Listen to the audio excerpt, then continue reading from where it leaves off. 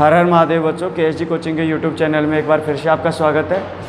आज हम मध्यकाल का जो उत्तरार्ध वाला हिस्सा है यानी मुगल काल का अध्ययन करेंगे। मुगल काल का, और मुगल काल कब से कब तक चला था ये आपको याद रखना है भाई। 1526 से लेके और आपको 1707 लिख दो या 1857। 1707 मेनली है, लेकिन 1857 तक नाम मात्र के शासक रहे थे, तो ये दोनों चीज़ें आपको याद रखनी है। अच्छा, अब इसके बाद में प्रारंभिक बिंदुओं से अपन चर्चा करते हैं। तो सबसे पहले इसका जो संस्थापक था वो था बाबर। कौन था? बाबर। और बाबर की अपनी जीवनी के ऊपर प्रकाश डालते हैं। और बाबर जो शासक रहा हिंदुस्तान का 1526 से लेकर 1530 तक, यानी 4 साल इन्होंने शासन किया। तो 4 साल शासन किया। कौन था बाबर? देखो, कोई भी व्यक्ति जो सल्तनत की स्थापना करता है अपने आप में बहुत कुव्वतदार व्यक्ति होता है।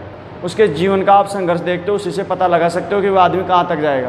प्रारंभिक तौर पे मैं यही समझाता हूँ कि आप क्या बनोगे। आपने जो अभी तक जीवन जिया है 20 साल में, बस आप उसी को रिवाइज करोगे, उसके अतिरिक्त तो आप कुछ नहीं बनोगे। आपको जो बनना था वो 20 साल तक आप बन चुके। प्रारंभिक बिंदुओं में देखते हैं। अगर इनके पिता की बात की जाए तो इनके पिता का नाम था उमर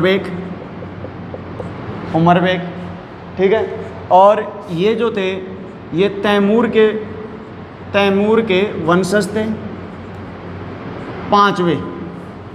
ठीक, तैमूर के 5। तैमूर का मैंने शाहरुख बताया था ना आपको। तैमूर का वंशज शाहरुख। और तैमूर लंग आया था, आक्रमण किया था भारत के ऊपर, है ना। तो ये तुम्हारे को याद है ना, तैमूर तुर्क था। तैमूर क्या था? तुर्क था। ठीक। और इनकी माँ की बात की जाए तो इनकी माँ निगार खातम थी। और इनकी जो माँ थी वो चंगेज खान जो भारत के ऊपर आक्रमण किया था। Very good Genghis Khan. इसकी 14वें वंशज से संबंधित थी और ये थी मंगोल। कौन थी? मंगोल।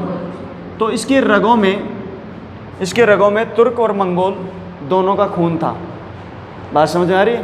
और तो पहली चीज़ तो खून आप देख लिया। खून देखते आपको पता लग जाए कि आदमी कितना कुव्वतदार व्यक्ति होगा। तो पहली चीज़ तो ये याद रखना कि इसकी रगों में तुर्क और मंगोल दोनों का खून था। माँ इसकी कौन थी? मंगोल थी। और पिता कौन था? तुर्क था। अब होता क्या है कि अब बताओ ये कहाँ के शासक होंगे? ये शासक वहाँ के होंगे जहाँ का इनका पिता होगा।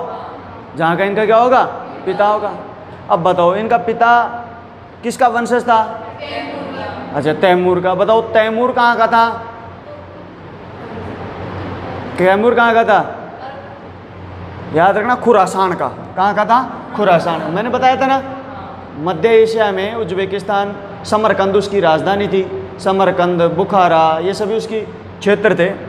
मतलब इनके पिता जो थे, मतलब जो तैमूर जो था वो समरकंद ये तो थी इसकी क्या थी? राजधानी, है ना। और इसके प्रसिद्ध क्षेत्र, जैसे इसका जो देश था उसका नाम था, क्या नाम था? खुरासान। और इसमें प्रसिद्ध नगर कौन कौन से थे? जैसे बुखारा, फरगना। समझ आ रहा है? ये वाला क्षेत्र जो खुरासान जो मध्य एशिया का है, आप इसे नक्शे में देखना। नक्शे में देखेंगे तो ये Tajikistan, Uzbekistan, Turkmenistan, Kabul, Tajikistan, ये वाला जो क्षेत्र है ना, ये खुरासान कहलाता है। क्या कहलाता है? खुरासान। और खुरासान में इनमें ही इसकी राजधानी समरकंद, बुखारा, ये प्रसिद्ध प्रांत थे। जैसे भारत का कोई राजा है तो भारत के राजा के प्रसिद्ध प्रांत कौन कौन से थे? पंजाब, बंगाल, बदायूं, सुना है इनका नाम? वैसे ही खुरासान के ये प्रसिद्ध नगर थे। ठीक। अब क्या होता है कि इसके पिता उमर बेग बड़े थे, लेकिन इसके बावजूद भी इसके छोटे भाई, इसके चाचा ने, इसका चाचा था अहमद मिर्जा। क्या नाम था? अहमद मिर्जा ने चालाकी से समरकंद जो था क्षेत्र वो अहमद मिर्जा ने ले लिया, छोटा होने के बावजूद भी। जबकि इसका जो पिता था उमर बेग वो बड़ा था, और बड़ा होने के बाद में भी इसे कौन सा परगना दिया गया? फरगना। कौन सा परगना दिया गया? फरगना। और इसकी दादी जो थी, दादी दौलत एहसान बेगम, दौलत एहसान बेगम। अब इसकी स्टोरी आप ऐसे समझो कि जो इनका दादा था, बाबर का जो दादा था, उनके वही पत्नियां खूब रहेंगी। उन पत्नियों में वो अपनी छोटी बेगम से ज़्यादा प्यार करता था। तो उसके पुत्र छोटा होने के बावजूद भी उसने गद्दी पर बैठा दिया किसको? इसके चाचा अहमद मिर्ज़ा को। और इसका पिता उमर बेग बड़ा था, लेकिन वो उसकी दादी यानी दौलत एहसान बेगम से कम प्रेम करता था, इसलिए उसको क्या कर दिया? फरगना प्रांत दे दिया। तो ये बड़ी बेइज्जती होती है दौलत एहसान बेगम की। वो अपने बेटे को उमर बेग को फरगना लेके आ जाती है, वो कुछ नहीं बोलती, वो समय का इंतज़ार करती है। अभी क्या होता है कि दौलत एहसान बेगम अपने बेटे को पालती रहती है। इसी दौरान इसके चाचा अहमद मिर्ज़ा ने इसके ऊपर आक्रमण कर दिया। किसके ऊपर आक्रमण कर दिया? अपने भाई फरगना के शासक उमर बेग पर। क्लियर? और उमर बेग पर जब आक्रमण करता है तो ये क्या करता है कि 1494 में इसकी मृत्यु हो जाती है। किसकी मृत्यु हो जाती है? उमर बेग की। ठीक, उमर बेग की जब मृत्यु हुई उस टाइम इसका जो लड़का जिसका नाम था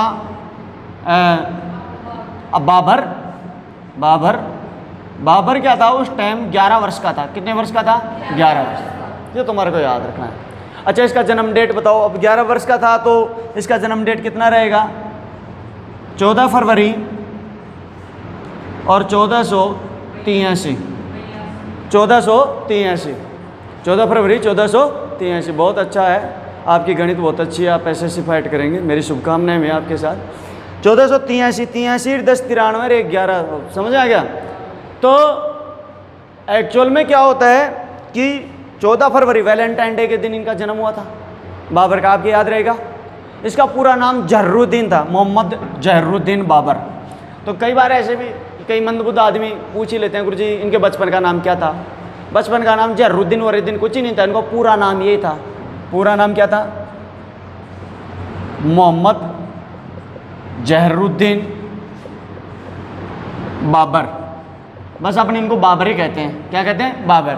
जबकि कई किताबों में लुसेंट, सिकवाल, लक्ष, दक्ष, राय, फिर इनमें जहरुद्दीन इसका बचपन का नाम दे देते हैं, जिसके चाचा के छोरे से बोला नहीं जाता था, इसलिए इसने। अब ये चीज़ देखो, पहले इसका जन्म कब हुआ था? 14 फरवरी 1483 में। पिता का नाम क्या था? उमर बेग, जो तैमूर का 5वां वंशज था, जो तुर्क था।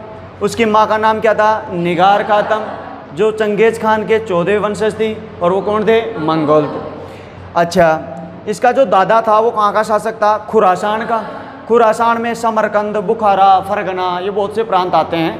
तो ये 3-4 प्रांत ही महत्वपूर्ण आपको याद रखने हैं। ठीक है? तो अभी ये क्या करता है कि इसका पिता बड़ा होने के बावजूद भी इस बड़े को समरकंद ना दे के इसे छोटा सा प्रांत दे दिया, फरगना, यानी दिल्ली का राजा ना बना के पंजाब दे दिया, बंगाल दे दिया। तो इस बात से इसकी जो दादी थी दौलत एहसान बेगम, वो बड़ी दुखी होती है। अब इसी दौरान क्या होता है, इन दोनों के मध्य, भाइयों के मध्य लड़ाई चल रही थी। तो उमर बेग की हत्या करवा देता है कौन? अहमद मिर्ज़ा। जब इसकी हत्या करवाता है उस टाइम 1494 ईस्वी चल रहा था। तो उस टाइम उसकी जो आयु थी बाबर की वो 11 वर्ष थी। अभी क्या करती है, इसमें जो मेन रोल निभाती है वो रोल निभाती है दौलत एहसान बेगम। और दौलत एहसान बेगम अपने पोते का रास तिलक कर देती है और उसको बहुत अच्छे तरीके से तरबियत देके और उसे तैयार करती है। याद रखना, इतिहास में 11 वर्ष के 2-3 शासक रहे हैं। एक तो तुम्हारा पृथ्वीराज चौहान, याद है तुम्हें? और एक और शासक रहा है, बताओ, मैं पहले बताया था। तो अब इसकी बहुत अच्छे से तरबियत करती है। और बताओ, अब सबसे पहला काम ये क्या करेगा? अपने पिता का मौत का बदला लेगा, अपनी गद्दी पे जाएगा, जिस गद्दी का ये वारिस है, खुरासान पे। तो ये समरकंद पे और बुखारा पे आक्रमण करता है। किस पे आक्रमण करता है? समरकंद और बुखारा पे आक्रमण। तो पहला जो आक्रमण था इसने दूसरे साल कर दिया, यानी 1496 में इसने समरकंद और बुखारा पर आक्रमण किया। और समरकंद और बुखारा पे जब आक्रमण करता है तो इसमें ये हार जाता है। समरकंद और बुखारा पे आक्रमण करके हार जाता है। अब जब ये हार जाता है तो इसने फिर 1497 में इसने दूसरा अभियान किया। और जब दूसरा अभियान किया तो समरकंद और बुखारा को इसने जीता। लेकिन कुछ समय बाद में ये इसके हाथ से वापस निकल गया, थोड़े से समय बाद में, क्योंकि सारे वजीर, सब नायब, सब किसके, सब वफादार थे अहमद मिर्ज़ा। ये तुम्हारे को याद रखना है। अब इसके बाद में ये क्या करता है, बड़ा दुखी होता है इस बात से। इसका बस टारगेट, जीवन का उद्देश्य एक ही था कि मेरी गद्दी कौन सी है, समरकंद। मुझे समरकंद जीतना है और समरकंद जाना है और समरकंद रहना है। कुल मिला के इसके दिलो दिमाग में यही चल रहा था। ठीक है, अब ये क्या करता है, इसके बाद में ये तीसरा अभियान करता है 1502 में। और 1502 में जब ये आक्रमण करता है तो इतना ज़बरदस्त आक्रमण करता है कि ये समरकंद के अंदर तक चला जाता है। लेकिन इसके प्रतिरोध में जो एक युद्ध लड़ा गया था सिपहयार का, उस युद्ध में ये जीतते हुए भी लास्ट में क्या होता है कि बाबर की बहन वहाँ के सेनापति के हाथ लग जाती है और वो सेनापति उससे शादी कर लेता है। इससे बाबर बहुत बुरी तरीके से टूट जाता है। तो तीसरी बार जब इसके मुँह के लगी तो बाबर वहाँ से बहुत दुखी होके अपनी बहन को खो के और वहाँ से वापस निकल जाता है। अब उसका रिटर्न आके उसने और वापस फरगना पे भी अधिकार कर लिया। अब जब उसने फरगना पर अधिकार कर लिया तो उसके पास कुछ था नहीं, तो वहाँ से निकल जाता है, ये उज्बेकिस्तान से यहाँ बाबर निकल जाता है और सीधा यहाँ पे आता है काबुल पे। कहाँ आता है, काबुल पे। और इसने 1504 में काबुल पर अधिकार कर लिया। कहाँ पर अधिकार कर लिया, काबुल पर। और काबुल पर अधिकार करके और इसने सबसे पहले 1507 में मिर्जा की उपाधि त्याग दी। इनके जो शासक होते थे वो, इनके जो पिता, इनके वंशज होते थे वो किसकी उपाधि धारण करते, मिर्जा की उपाधि त्याग करके और इसने बादशाह की उपाधि धारण की। कौन सी उपाधि धारण की, बादशाह। ये तुम्हारे को याद रखना। मिर्जा की उपाधि क्यों धारण करते थे, देखो इधर देखो, मैं आपको पहले एक स्ट्रक्चर बता रखा हूँ। वो स्ट्रक्चर क्या है कि ऊपर ही ऊपर होता था बादशाह। कौन होता था, बादशाह। और बादशाह के नीचे होते थे राजा। कौन होते थे, राजा। तो राजाओं के राजा को बादशाह कहा जाता था। और राजा के नीचे कौन होते थे, राव। और राव के नीचे कौन होते थे, ठाकुर। ये हिंदुस्तान का था। और अगर तुर्कों की बात की जाए तो उनका भी यही था, बादशाह से नीचे होता था तुम्हारा राजा और राजा से नीचे कौन होता था, तुम्हारा मिर्जा। कौन होता था, मिर्जा। यानी राव के समकालीन था मिर्जा। तो इसने अपने आप को मिर्जा यहाँ से हटाया और डायरेक्ट किसकी पदवी ले ली, बादशाह। तो ये तुम्हारे को याद रखना। अब इसने काबुल और कंधार को जीत लिया और 1507 में वहाँ का शासक बन के और आराम से रहने लग जाता है। क्लियर। अब जब वहाँ पे वो स्थायी रूप से अधिकार कर लेता है तब वो एक बार सोचता है कि अब अपना अभियान करते हैं। कहाँ पे, समरकंद और बुखारा पे। वो अपने आप को स्थायित्व कर लिया। उसकी आत्मा आज भी कहाँ थी, समरकंद में। वो पैदा किसके लिए हुआ था, समरकंद को जीतने के लिए। तो दिलो दिमाग में, उसके दिमाग में यही चीज़ बैठा हुआ था। तो इसने फिर अपने जीवन का अगला अभियान किया और फिर इसने क्या किया, ये चौथा यहाँ पे है, पांचवा यहाँ पे लिख देता हूँ, ठीक है। तो इसने 1511 में समरकंद पर आक्रमण किया, समरकंद और बुखारा। और समरकंद और बुखारा पर आक्रमण करके और इसने क्या किया कि उसको जीत लिया। समरकंद और बुखारा क्या कर लिया, जीत लिया। जीत के फिर क्या होता है, 1512 में क्या होता है कि समरकंद में ये जो अहमद मिर्जा था, इसका एक पुत्र था जिसका नाम था उबैदुल्ला। क्या नाम था, उबैदुल्ला। याद रखना, ख्वाजा उबैदुल्ला जो था ये तो इसके चचेरा भाई था। और ख्वाजा उबैदुल्ला इसका जो क्या नाम है इसका, बाबर का धार्मिक गुरु भी था। तो उबैदुल्ला ये तो अलग है और वो अलग है, दोनों याद रखना। उबैदुल्ला, तो उबैदुल्ला ने एक युद्ध किया जिसको कहते हैं कुल ए अमीर। कौन सा युद्ध कहते हैं, कुल ए अमीर। कुल ए अमीर का युद्ध किया। और इस युद्ध में क्या होता है कि जो बाबर है वो फिर से हार जाता है। अब यहाँ बाबर अंतिम बार हारता है और उसके बाद में वो अपनी इच्छा का त्याग कर देता है। क्यों, क्योंकि देखो वो 1492 से जब से शासक बनता है तब से लेके 1494 से लेकर मतलब 1512 तक, यानी लगभग 20 साल तक वो सिर्फ समरकंद के बारे में सोचता रहा। वो अपने ईगो को सेटिस्फाई करने के लिए लड़ता रहा। लेकिन उसे ये चीज़ समझ में आएगी कि अपने 20 साल में भी ना जीत पाए, पहली बात। इसके बावजूद भी अपन आसानी से 1 साल में काबुल और इधर जीत लिया कंधार को, कि अगर अपने किस्मत में ये ना ही लिखा है तो अपन इसको छोड़ देते हैं और वो इच्छाओं का त्याग करके और फिर आगे की तरफ बढ़ जाता है। अब साहब बाबर अपना रुख कर लेता है क्योंकि उसे इधर की तरफ जीत मिल रही थी। तो इधर कौन है, भारत है, तो ये भारत की तरफ रुख कर लेता है। तो अब ये यहाँ तक जो था ये तो इसका प्रारंभिक इतिहास था। ये तो कौन सा इतिहास था? प्रारंभिक इतिहास था। वो जो पहले क्या किया, कहाँ पैदा कहाँ हुआ, उसके पिता का नाम क्या था, माँ का नाम क्या था, उसकी पारिवारिक पृष्ठभूमि क्या थी। अब इसके बाद में जितना भी जो कुछ भी आएगा वो सारे इनसे रिलेटेड आएगा कि वो किस प्रकार के बना हुआ आदमी है। आप इसका एक स्क्रीनशॉट ले लो ताकि मैं इसको साफ करूं। अब इसके बाद में अपना अध्ययन करते हैं कि भारत में मतलब प्रवेश कैसे हुआ। भारत में बाबर का जो भारत में प्रवेश हुआ वो कैसे हुआ, वो चीज़ अपन देखते हैं। भाई ये तो पिछली कहानी थी उसके जीवन की, उसके प्रारंभिक इतिहास की। इसके बाद में भारतीय प्रवेश की बात देखते हैं। तो सबसे पहले उसने जो भारत के ऊपर आक्रमण किया वो 1519 में किया। कब किया? 1500। और बहरा और बाजोर ये पाकिस्तान में पड़ते हैं, अफगानिस्तान की सीमा के पास है ना। मुल्तान के आप नाम सुने ना, मुल्तान, सिंध, दीपालपुर, ये पंजाब वाले क्षेत्र है। तो वहाँ के 2 किलो को इसने जीता, बहरा और बाजोर इनको जीता। और इनको जीता तो उसको कोई दिक्कत नहीं आई।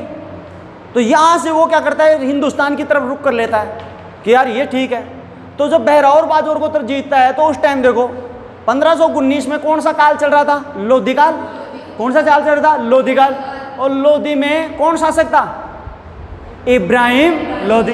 कौन था? इब्राहिम लोधी। अब इब्राहिम लोधी क्या था कि इब्राहिम लोधी के समय क्या था कि उसने दौलत खान लोधी को दीपालपुर का सूबेदार बना दिया था। समझा रहा? और दौलत खान लोधी और इसका चाचा था इसका इब्राहिम लोधी का अमीर अली खान लोधी है ना। तो इसने क्या किया कि दौलत खान लोधी के बेटे को इब्राहिम लोधी ने क्रूर तरीके से मरवा दिया, किसी बात से नाराज होके और क्रूर तरीके से मरवा दिया। इस बात से बहुत भयंकर तरीके से हाथ कौन हो गया? दौलत खान लोधी। अब दौलत खान लोधी और इसका इब्राहिम लोधी का चाचा था अमीर अली खान लोधी, ये दोनों मिलकर गुटबंदी तैयार करते हैं। और दोनों गुटबंदी तैयार करके वो देखते हैं कि इसको सबक सिखाया जाए। अब देखो इब्राहिम लोधी को तो हरा नहीं सकते वो, तो उन्होंने किधर देखा? बाबर की तरफ देखा। और बाबर के अंदर उनका जो नेता था वो नजर आ गया। तो बाबर ने क्या किया? 1519 से लेके और 1524 तक भारत के ऊपर 4 बार आक्रमण किए। कितनी बार आक्रमण किए? 4 बार आक्रमण किए। और एक बार 21 के अभियान में हिसार और फिरोजा को जीता। हिसार प्लस फिरोजा। और इस अभियान का जो नेतृत्व किया था वो इसके बड़े बेटे ने किया था, जिसका नाम था हुमायूं। क्या नाम था? हुमायूं। और हुमायूं से प्रसन्न होके और उसने हुमायूं को लिखित में ये दोनों जो क्षेत्र थे हिसार और फिरोजपुर, ये दोनों किसको दे दिया? हुमायूं को दे दिया। अफगानियों से इन्होंने ये जीत लिया। यानी 1519 से 1524 तक इसने 4 बार आक्रमण किए। उसमें बहरा बाजोर को जीत लिया, हिसार फिरोजा का जीत लिया। हिसार फिरोजा उसने हुमायूं को दे दिया। और इधर दौलत खान लोधी और अमीर खान लोधी ये दोनों मिलके, चाचा आलम अमीर खान लोधी जो था उसने क्या किया? दोनों ने मिलकर बाबर को भारत पर आक्रमण करने के लिए प्रोत्साहित किया, आमंत्रित किया। ये तुम्हारे को याद रखना है। जो दीपालपुर का सूबेदार था, दौलत खान लोधी कहाँ का था? दीपालपुर ये मुल्तान का था। तो इन दोनों ने इसको आमंत्रित किया। इसके बाद में क्या करता है कि ये आता है, ये सबसे पहले तो आक्रमण करता है, दीपालपुर मुल्तान इनको जीत लेता है। तो ये इसकी अधीनता स्वीकार कर लेते हैं कि ठीक है सब हम वहाँ भी उसके सूबेदार ही हैं। लोधी गई, वो कम से कम हमारे बेटे को मरा रहे हैं और यहाँ पे क्या होगा कि हम यहाँ पे क्या होंगे। इसके बाद में जो बाबर था वो अपनी गहरी तैयारी करता है और तैयारी करके और 1526 में ये आक्रमण कर देता है किसके ऊपर? हिंदुस्तान के ऊपर। और युद्ध लड़ा जाता है पानीपत का प्रथम युद्ध। और ये किस किस के मध्य लड़ा जाता है? इब्राहिम लोधी वर्सेज मोहम्मद जहरुद्दीन बाबर। क्लियर? और इस युद्ध के मैदान में इब्राहिम लोधी युद्ध करते हुए मारा जाता है। और ये भारत के इतिहास का पहला शासक था सल्तनत काल का जो युद्ध के मैदान में लड़ता हुआ मारा है। ये तुम्हारे को याद रखना है। इसी के साथ इसका जो साथ दिया था वो ग्वालियर का एक शासक था, हिंदू शासक ग्वालियर। ग्वालियर कहाँ पड़ता है? वहाँ का एक शासक था विक्रमाजित। विक्रमाजित इसने भी इसका साथ दिया था। किसका साथ दिया था? इब्राहिम लोदी। तो ये आपको याद रखना है। और इस युद्ध में बाबर ने 2 विधियों का प्रयोग किया था, एक तुलुगमा पद्धति और एक उस्मानी पद्धति। एक कौन सी थी? उस्मानी। तुलुगमा और उस्मानी पद्धति क्या थी ये मैं आपको बता देता हूं। देखो, तुलुगमा पद्धति की तो क्या होती थी कि जो भी सेना होती थी, शासक की जो भी सेना होती थी, उसके चारों एतराफ में जो सैनिक रखे जाते थे उन्हें तुलुगमा कहते थे। क्या कहते थे? तुलुगमा। और इनका कार्य ये होता था कि जब भी दुश्मन आक्रमण करेगा तो उसको पीछे से जाके मारना है। किधर से मारना है? पीछे से जाके मारना है। और पीछे से जाके मारने का मतलब क्या हो गया कि आप देखो, आप किधर की तरफ खड़े रहोगे? जिधर आपका क्षेत्र है। बात समझ रहे? अरे इधर आपका क्षेत्र है तो आप यहीं पे खड़े रहेंगे, और इधर दुश्मन का क्षेत्र है तो वो कहाँ खड़ा रहेगा? इधर खड़ा रहेगा। यहाँ बात समझ आ रही है? अब दुश्मन ने आक्रमण किया। अब दुश्मन जैसे ही आक्रमण करेगा, आप मेरे को ये बताओ, वो अपने क्षेत्र को छोड़ के आ गया। अपने क्षेत्र को छोड़ के आएगा। अब इसको पीछे से जाके मार रहे हैं। कहाँ से मार रहे हैं? पीछे से। अब बताओ वो कहाँ भागेगा? अपने क्षेत्र में भागेगा। किस क्षेत्र में भागेगा? अपने। और दुश्मन जितना अपने क्षेत्र में भागता जाएगा उतना ही फंसता जाएगा। बात समझ आएगी? और उसका एक सघन जाल होता था। उस पद्धति को कहते थे तुलुगमा पद्धति। कौन सी पद्धति कहते थे? तुलुगमा। दूसरी होती थी उस्मानी। कौन सी पद्धति? उस्मानी पद्धति कौन सी होती थी? ये तोपों को सजाने की विधि होती थी। तोप होती थी, तोप। इनको तोप को एक बड़े क्षेत्र पे खड़ा करके, और फिर इसके बाद में इसमें ये डाला जाता था गोला, और फिर इसके यहाँ से अग्नि लगाई जाती थी। अब ये तोप चली गई। यहाँ पे क्या होता था? इस तोप के और इसके बीच में, दूसरी तोप के बीच में गैप दे देते। इसको यहाँ नीचे उतारा और फिर दूसरी तोप चढ़ा दिया, इसको नीचे उतारा फिर दूसरी उतार दिया। ऐसे करते करते कंटिन्यू जो तोपों के बीच में जो गैप रखने की पद्धति थी वो उस्मानी पद्धति कहलाती थी। और वो उस्मानिया के वंशज से ली थी। उस्मानिया तुर्क, ये बता दिया था मैंने आपको।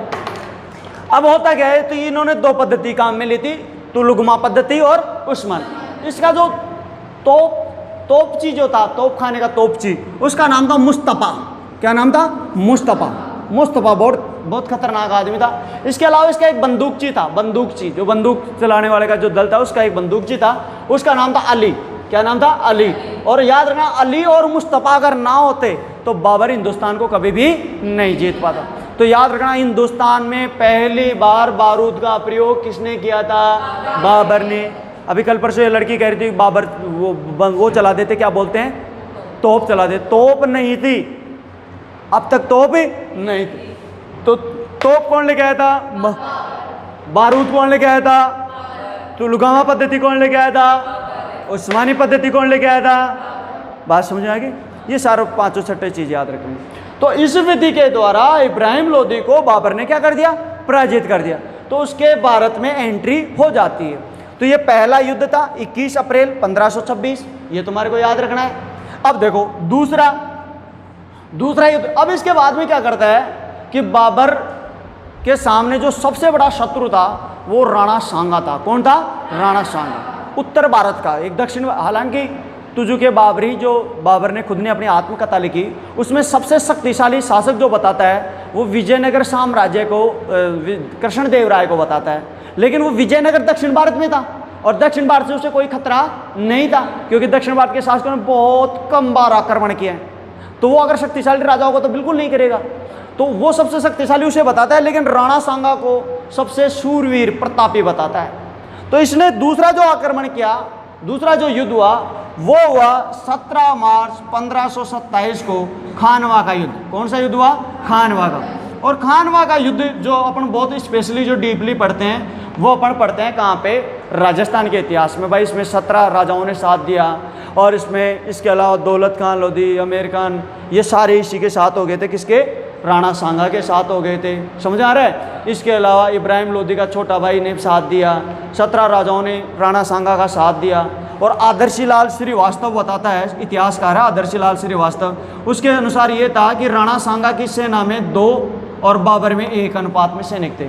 कई इसे 3 अनुपात कहते हैं। राणा सांगा के पास तिगुने या दुगने सैनिक थे, लेकिन इसके बावजूद भी वो हार जाता है। क्यों हार जाता है?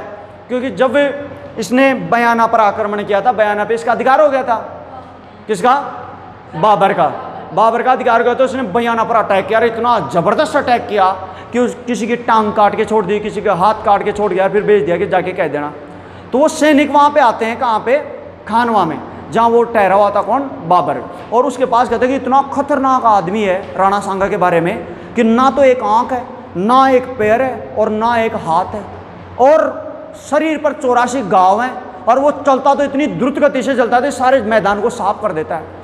तो वो तो आदमी नहीं, जिन्न है, और हम तो उससे युद्ध नहीं करेंगे। तो बाबर के सारे सैनिक अपना सामान वामान उठा के पेटी बक्सा कांच कंगा पैक करके जब जाने लगते हैं, तब बाबर क्या करता है कि बाबर एकदम खड़ा हो जाता है। और बाबर ने क्या किया? बाबर शराब का बहुत बड़ा शौकीन था। उसने सारी शराब की बोतलों को तोड़ दी, और उसने खड़ा होकर और कहा कि तुम लोग जो जा रहे हो तो तुम्हें काबुल की गरीबी नसीब हो, अब काबुल की गरीबी और नहीं, मैं यहीं पे युद्ध करूंगा और मैं जिहाद करूंगा। जिहाद यानी मैं धर्म के लिए युद्ध कर रहा हूं, अपने लिए नहीं। और तुम्हारे को वो काबुल की गरीबी चाहिए तो आप जा सकते हो, मैं तुम्हारे को रोकूंगा नहीं। सबको पैसे बांट देता है और कहता है अगर मैं ये युद्ध जीता तो मैं व्यापारियों से तमगा कर हटा दूंगा। मुस्लिम व्यापारियों से तमगा कर हटाने की घोषणा कर दी। इसने जिहाद का नारा दिया और गाजी की उपाधि धारण करके और आक्रमण करने के लिए वो करता है। सारे सैनिक जो थे वो वापस उनमें ताकत लौटती है और वो एकदम फिर से युद्ध की तैयारी करते हैं। और जब वो राणा सांगा आता है तब होता क्या है कि राणा सांगा बहुत बहादुर था, उसे कोई जीत नहीं पाता था। लेकिन उसकी सबसे बड़ी समस्या क्या होगी? अगर उसके पास अकेले की सेना होती तो ही वो जीत जाता। लेकिन हुआ क्या? उसने 17 राजाओं को साथ ले लिया, और 17 राजाओं की लड़ने की विधि, सब चीज़ की विधि अलग अलग थी। वो एक हुकूमत करने वाला कोई नहीं था। पहली बार लड़ने आए थे, कोई मारवाड़ी बोल रहा है, कोई जोधपुरी बोल रहा है, कोई बीकानेरी बोल रहा है, कोई मेवाड़ी बोल रहा है, समझ आ रहा है? सबके शासक अलग हैं, सबकी विद्युत अलग। अब वो खड़ा खड़ा ये कह रहा अरे मार पीछे से, अब वो मारना नहीं आता। राणा सांगा से रहा नहीं गया, उसने युद्ध का मैदान में घोड़ा लेके उतार दिया। और जब मैदान में घोड़ा लेके उतार देता है तो उसके ऊपर आक्रमण होता है, वो घायल हो जाता है। अब घायल हो जाता है तो उसको पकड़ के लेके जाते हैं, इसलिए वो युद्ध मैदान में फिर सारी सेना भग जाती है।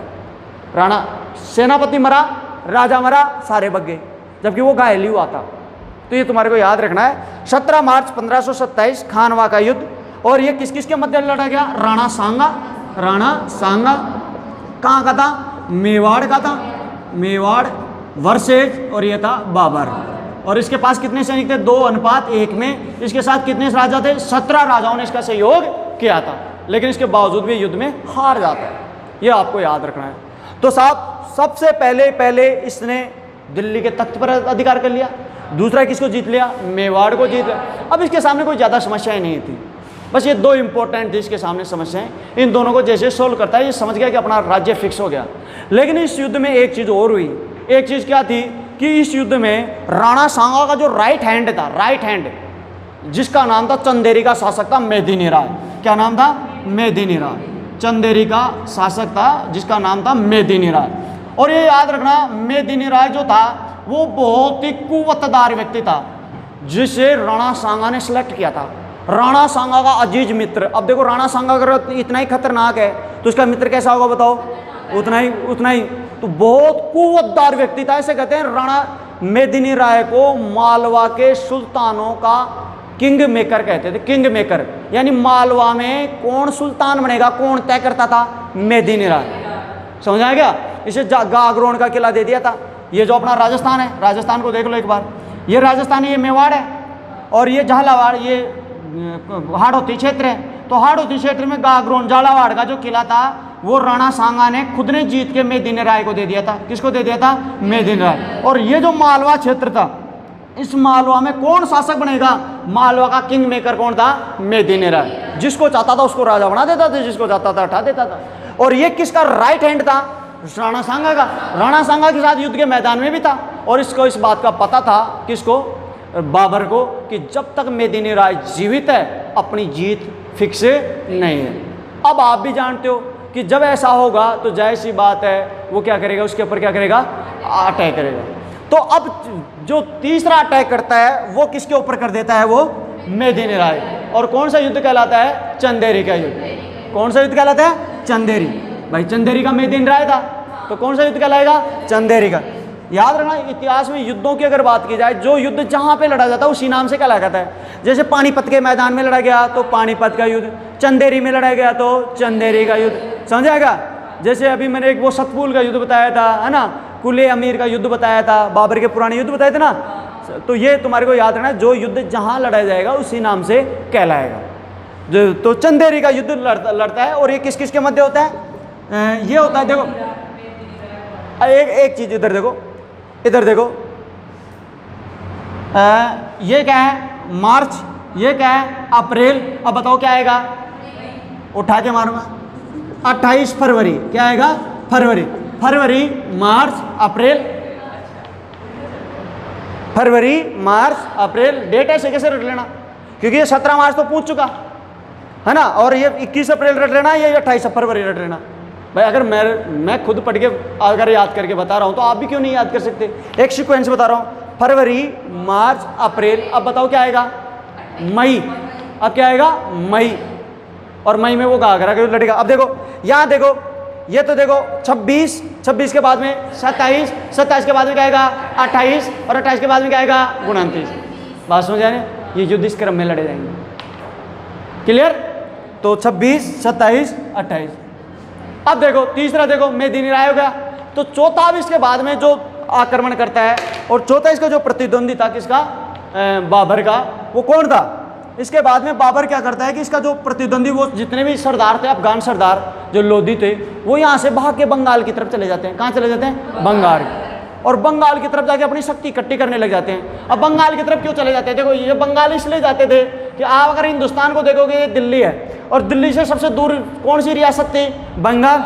तो बंगाल पे अपनी सेना आराम से एकत्रित कर सकते थे। यहाँ गंगा नदी ये बहती थी, तो यहाँ पहुँचना भी आसान नहीं था। बात समझ आ रही है? तो वो बंगाल में जाके अपनी शक्ति एकत्रित करने लग जाते हैं, और जब बंगाल में अपनी शक्ति एकत्रित करने लग जाते हैं, तो फिर वो ये आक्रमण करता है, और वो करता है फरवरी, मार्च, अप्रैल। उसके बाद में क्या आएगा? 9 मई 1929 को आक्रमण करता है, और वो युद्ध करता है घाघरा का युद्ध। कौन सा युद्ध? घाघरा।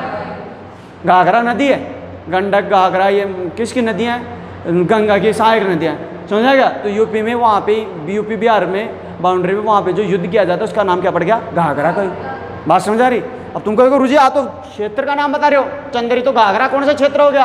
हाँ, घाघरा लहंगा नहीं है, या घाघरा का मतलब घाघरा नदी के किनारे लड़ा गया, इसलिए इसको क्या कहते हैं? घाघरा का। और ये बताओ किस किस के खिलाफ लड़ा गया? जो बाबर और अफगान सरदारों के मध्य, अफगान सरदारों के। ये इस प्रकार इसने अपने जीवन में पूरी जीवन युद्ध करता रहा। इसने 4 युद्ध किए, चारों को रट लेना। पहला पानीपत का, दूसरा खानवा का, तीसरा चंदेरी का, और चौथा कौन सा किया? घाघरा का। 26, 27, 28, 29। इसके बाद में 1530 में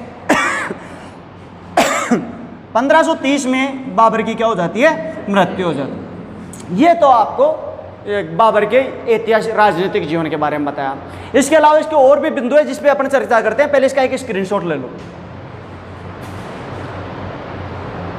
अन्य ऐतिहासिक तथ्य देखते हैं। सबसे पहले तो बाबर ने अपने को आपको जिस वंश से जोड़ा, उसका नाम था चगताई वंश। कौन से वंश से जोड़ा? चगताई वंश। और चगताई कौन था? देखो, एक तो मातृपक्ष और एक पितृपक्ष। मातृपक्ष में तो कौन था? Genghis Khan. और उधर कौन? पितृपक्ष में कौन था? तैमूर। समझा? तैमूर मंगोल था, ठीक है। और तैमूर का एक दूसरा पुत्र था जिसका नाम था चगताई। क्या नाम था? चगताई। तो ये चगताई वंश का नेतृत्व कर रहा था कौन? बाबर अपने आप को।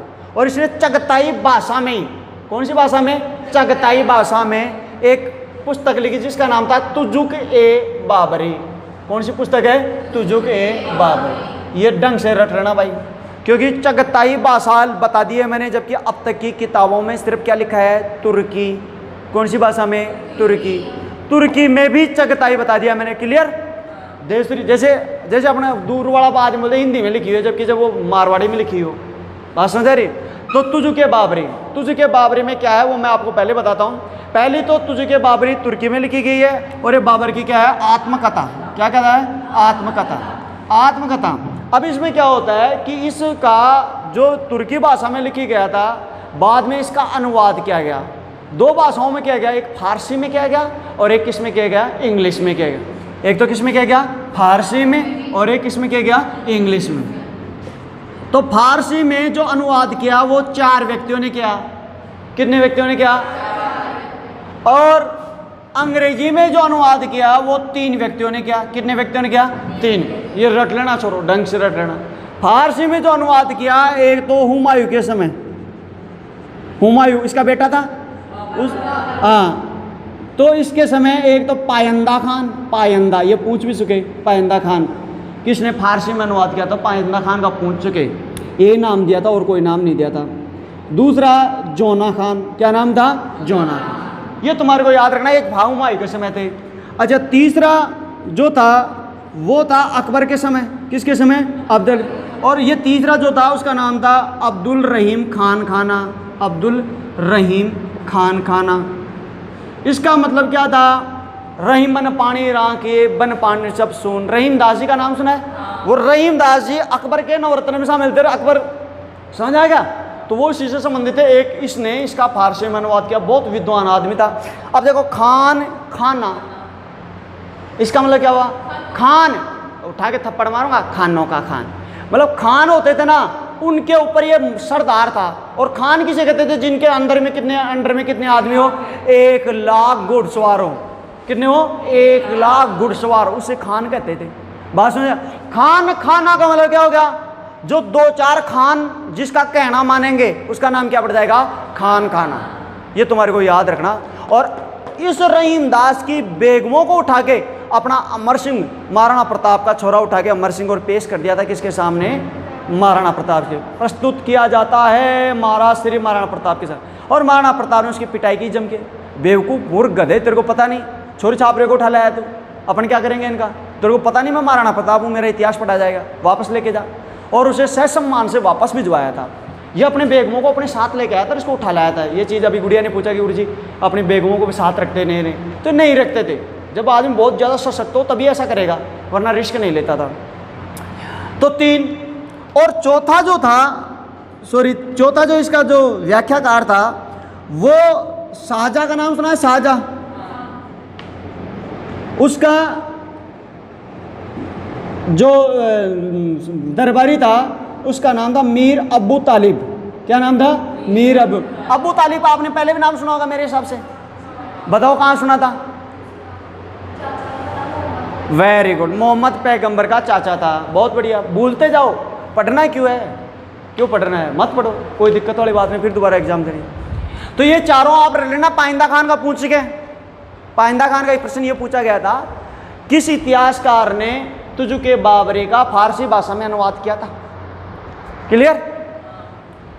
अच्छा, अब आते हैं अंग्रेजी में। किस में? अंग्रेजी में। तो अंग्रेजी में अनुवाद कितने लोगों ने किया था? 3 लोगों ने किया। तो सबसे पहले तो 1826 में किया गया था। कब किया गया था?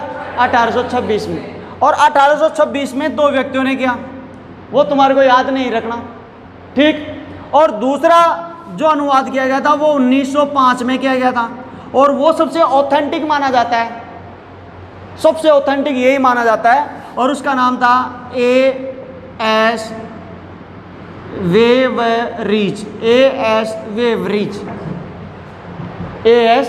वेवरिज, ये याद रखना। सबसे ऑथेंटिक जो अनुवाद किया था वो किसने किया था? A.S. वेवरिज। और तीसरा जो सबसे लास्ट में किया था वो किंग ने किया था। किसने किया था? किंग ने किया। अब फिर भी आप ये सोच रहे हो भाई गुरुजी भूल गया ला, ये भी आपने बता दी। ऐसे सोच लेते हैं बच्चे, भाई गुरुजी के दिन भूल गया आपने बता तो दी, और ना हो तो नहीं सही। तो इसको अगर तुम फिर भी पूछना ही चाहते हो, जो कि तुम्हारी आंखों से मेरे को लग रहा है, तो उसका एक का नाम है लिंडेन। क्या नाम था? लिंडेन और एरिंगसन। लिंडेन और एरिंगसन, ये दोनों ने अनुवाद दोनों किया था।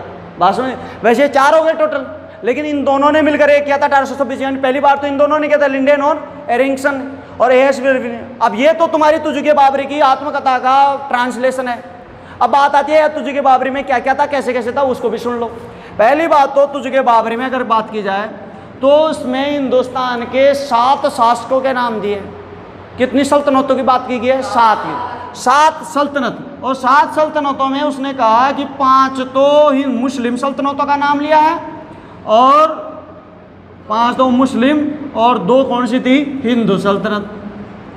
हिंदू में तो तुम्हारी 2 मैंने आपको बता दी, एक तो मेवाड़ और एक दूसरा क्या बताया? विजयनगर।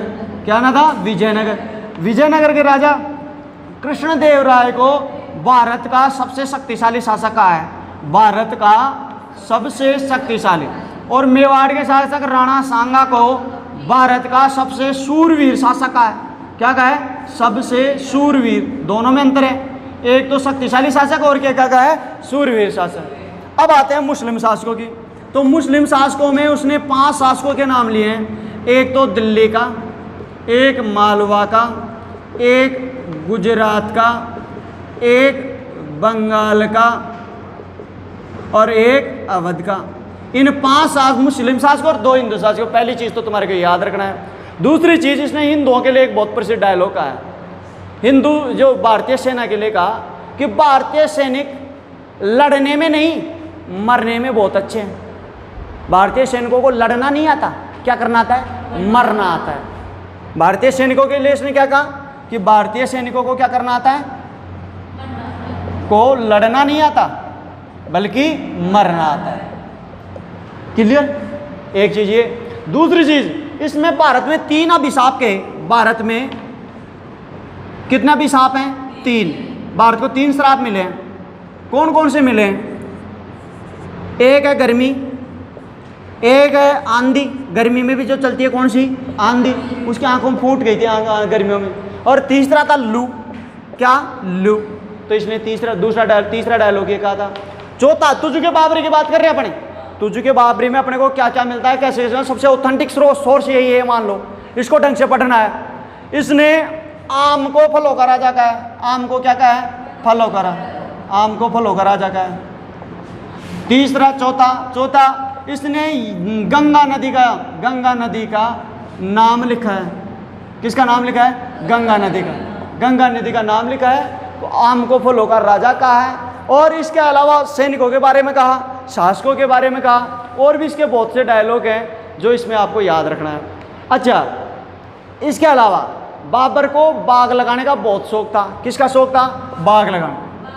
और बाग, इसका जो प्रसिद्ध बाग है उसका नाम है नूरे अफगान। क्या नाम है? नूरे अफगान। और ये आगरा में लगाया था। कहाँ लगाया था? आगरा में। और ज्यामितीय विधि से लगाया गया पहला बाग था। ज्यामितीय विधि, अरे गणित टेक्नोलॉजी से ऐसे लगा के इधर से ये गणित, इधर से ये, इधर से, समझाएगा? ज्यामितीय विधि नहीं जानते? ये अंदर ये समझाएगा? तो ज्यामितीय विधि से लगाया गया भारत का पहला बाग कौन सा था? नूरे अफगान। नूरे अफगान। और नूरे अफगान कहाँ था? आगरा में। कहाँ था? आगरा में। और जब बाबर की मृत्यु होती है तो उसे नूरे अफगान में दफनाया जाता है। कहाँ अपना जाता है? नूरे अफगान में दफनाया जाता है। और जब बाद में उस टाइम तो वहीं पे दफना दिया, लेकिन बाद में फिर उसको उसकी इच्छा के मुताबिक उसने कहा था कि मुझे मेरे देश में दफनाया जाए। तो फिर बाद में वहाँ से निकालते हैं और उसे काबुल ले जाके दफनाते हैं, जहाँ उसने पहले ही बता दिया था। बात समझ आएगी? तो पहले उसे कहाँ दफनाया गया था? नूरे अफगान। कहाँ पे? आगरा में, ज्यामिति। अच्छा, इसके अलावा उसको बागों का शौक था। और उसके पुत्र जो थे वो थे 4। कितने थे? 4। हुमायूं, इसके बाद हिंदाल छोटा था, कामरान और अस्करी दोनों के गुलबहार के थे। और हिंदाल जो था वो दिलरास बेगम के था। और हुमायूं सबसे बड़ा था। तो ये 4 इसके पुत्र थे, 3 इसकी पत्नियां थी जिनका उल्लेख मिलता है। बाकी और भी 3 की पत्नियां, इनकी खलवत में बहुत सी औरतें आती थी जाती थी, तो वो इम्पोर्टेंट है नहीं। इनके 4 जो शहजादे हैं उनका वो करते हैं। इसके पुत्र ने अपने मरने से पहले इसने अपने सबसे बड़े शहजादे हुमायूं को बुलाया था और कहा था कि तुम अपने भाइयों में बराबर विभाजन कर देना सल्तनत का। तो ये पहला शासक था कुषाणों के बाद में पहला शासक था जब अपनी हिंदुस्तान की सल्तनत यहाँ ये क्या कहते हैं काबुल और कंधार से लेके और बंगाल तक और दक्षिण भारत में ग्वालियर तक फैली हुई थी। कहाँ तक फैली हुई थी? ग्वालियर, क्योंकि ग्वालियर का शासक विक्रमादित्य युद्ध करते मारा गया था। और इधर बंगाल और इधर क्या था? काबुल और कंधार। कुषाणों के बाद में पहला शासक था जिसमें काबुल कंधार तक इसकी सल्तनत फैली हुई थी। ये तुम्हारे को याद रखना है, ये सभी चीज़ें। आप इसका स्क्रीनशॉट ले लो, फिर मैं आपको लिखाता हूँ। 1530 में भारत का शासक बना और 1556 में इनकी मृत्यु हो गई। इसके दौरान इसने 40 से लेके और 55 तक शासन दिल्ली पर नहीं किया था, वो भी मैं बाद में बता दूंगा। अब इसकी बात की जाए हुमायूं की, तो सबसे पहले इसका देखते हैं जन्म की बात की जाए तो इनका जन्म हुआ था 1508 में। अब बताओ 1508 में इनके पिता का नाम क्या था? बाबर। इनके पिता क्या नाम था? बाबर। तो बाबर 1508 में कहाँ था? काबुल में। Very good. कहाँ था? काबुल में। यानी काबुल में उसने मिर्जा की उपाधि त्यागी थी 1507 में, और मिर्जा की जगह उसने बादशाह की उपाधि ली थी। तो 1508 में इनका जन्म होता है। इनका पिता का नाम आपको याद है? इनका पिता का नाम क्या था? मोहम्मद जहरुद्दीन बाबर। अच्छा, इनकी पिता की बात की जाए तो इनके पिता के 3 प्रमुख रानियां थीं, और भी काफ़ी थी। जो भी शासक होते हैं काफ़ी पत्नियां होती हैं, लेकिन जिनके बेटे हो जाते हैं उनको रानी का दर्जा दे दिया जाता है। तो उनकी जो सबसे बड़ी जो रानी थी उनका नाम था गुलरुख बेगम, और उसके 2 पुत्र हुए थे। एक का नाम था कामरान और दूसरे का नाम था अस्करी। अच्छा, दूसरी इनकी जो बेगम थी उसका नाम था हिंदाल।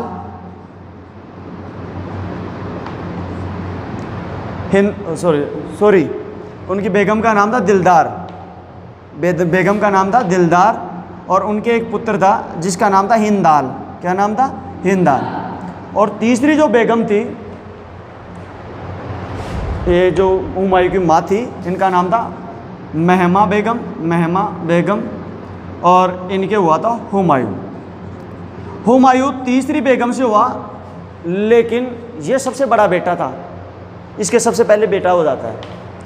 तो ये सबसे कुव्वतदार आदमी भी था और बाबर के साथ रहता भी था। इसने, मैंने आपको एक बार पहले बताया था कि 1520-21 में जब ये बाबर के साथ आक्रमण किया था तो हिसार और फिरोजपुर को इसने जीता था। तो इस बात से खुश होकर बाबर ने उसे हिसार और फिरोजपुर का परगना दे दिया था। क्लियर? अब क्या होता है कि ये बाबर के साथ काफ़ी अभियानों में रहा, हर युद्ध में बाबर के साथ रहा था। तो बाबर इसको हर तरीके से तरबियत देता रहा, और उसको अपने मरने से पहले इसने 2 बातें कही थी अपने पुत्र से 2 महत्वपूर्ण बातें कही थी। एक बात तो इसने एक अभियान के दौरान कही थी। एक अभियान के दौरान कहा कि ये संसार उसका है जो परिश्रम करता है। ये संसार किसका है? जो परिश्रम करता है। और भाग्य जो है ना, उसे कर्म के द्वारा बदला जा सकता है। तुम कर्म जितने करोगे, भाग्य अपने आप उसी प्रकार का निर्माण हो जाएगा भाग्य का। एक बात तो इसने परिश्रम, भाग्य और संसार के बारे में कही थी अपने पुत्र को। दूसरी उसने क्या कहा था कि एक अफगान शासक था जिसका नाम था शेर खान। क्या नाम था? शेर खान। शेर खान को कहा था कि ये आदमी सबसे चालाक आदमी है, इससे हमेशा चौकन्ना रहना। तो मतलब बाबर इस साम्राज्य का संस्थापक था, तो वो संस्थापक इसलिए था कि उस जमाने का सबसे तेज मस्तिष्क वाला, सबसे कुव्वतदार व्यक्ति वही था, इसलिए उसने भारत पे राज किया। वो शेर खान को 1530 में ही कह दिया कि इस आदमी से बच के रहना, और वो आदमी ही उसकी मृत्यु के 10 साल बाद में हिंदुस्तान का शासक बन गया था।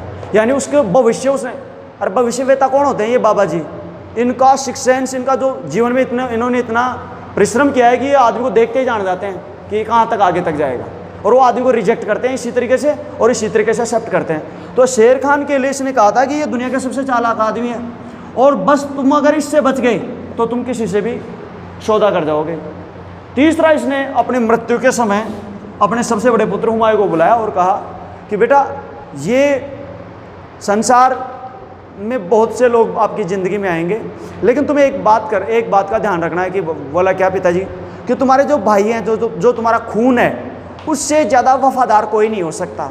तुम किसी को भी लाओ, तुम्हारे मित्र को लाओ, रिश्तेदार को लाओ, किसी से शादी करो, वो तुम्हारे प्रति इतनी वफादारी नहीं होगी जितनी किसकी होगी?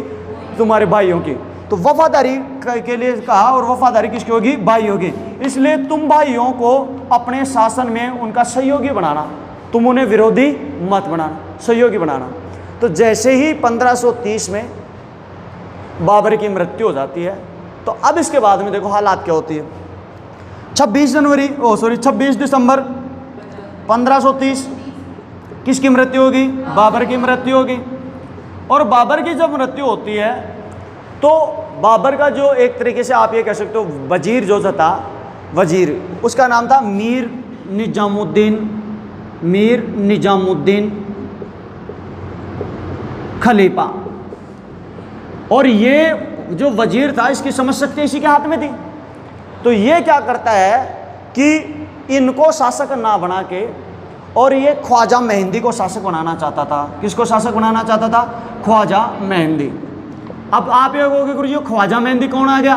ख्वाजा मेहंदी, ख्वाजा मेहंदी जो था वो बाबर का बहनोई था। बाबर का क्या था? बहनोई। देखो बाबर की दो बहनें थी। एक बहन तो मैंने कल आपको बताई थी कि 1502 में जब वो आक्रमण करता है और उसके हाथ लग जाती है और वो वहीं पे दूसरी बहन को अपने साथ लेके आया था और ख्वाजा मेहंदी से उसकी शादी करवाई थी। तो इसका जो वजीर था, वजीर मीर ख्वाजा निजामुद्दीन खलीफा, वो किसको शासक बनाना चाहता था? ख्वाजा मेहंदी। उसने पूरी तैयारी कर ली थी, वो पहले उसकी तरफ ही झुका हुआ था। लेकिन 2-3 दिन में जैसे वो उसको शासक की सारी शक्तियाँ लगभग दे दी तो उसे पता लगा अपन ने गलत आदमी का चुनाव कर लिया, क्योंकि ख्वाजा मेहंदी ने अपना असली रूप दिखाना प्रारंभ कर दिया। फिर क्या किया कि मीर निजामुद्दीन खलीफा ने किसको शासक बना दिया? हुमायूं को।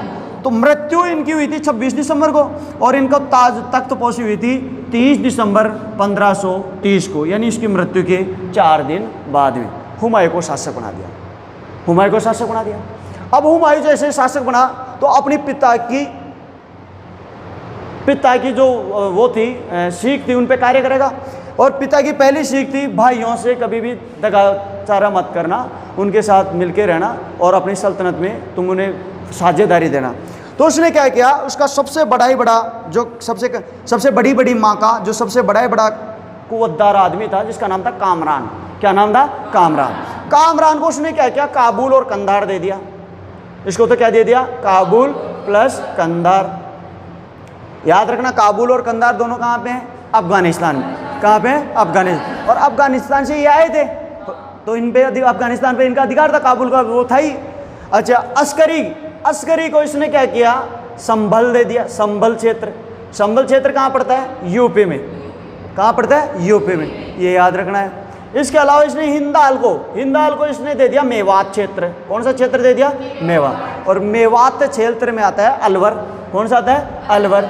यानी इसको सबसे पास रखा, दिल्ली के पास ही तो पड़ता है अलवर, यही इसको अपने पास रखता है। तो ये इसका डिवाइडेशन कर देता है। तो भारत के इतिहास में पहला और एकमात्र शासक है जो अपनी सल्तनत के टुकड़े टुकड़े कर देता है। ठीक है, अपनी सल्तनत का विभाजन करने वाला वो कौन था? शासक कौन था? हुमायूं। और हुमायूं का अर्थ होता है भाग्यशाली। हुमायूं का अर्थ क्या होता है? भाग्यशाली। ये तुम्हारे को याद रखना है, भाग्यशाली। हुमायूं बड़ा अफीमची आदमी था। अफीमची मतलब समझते हो?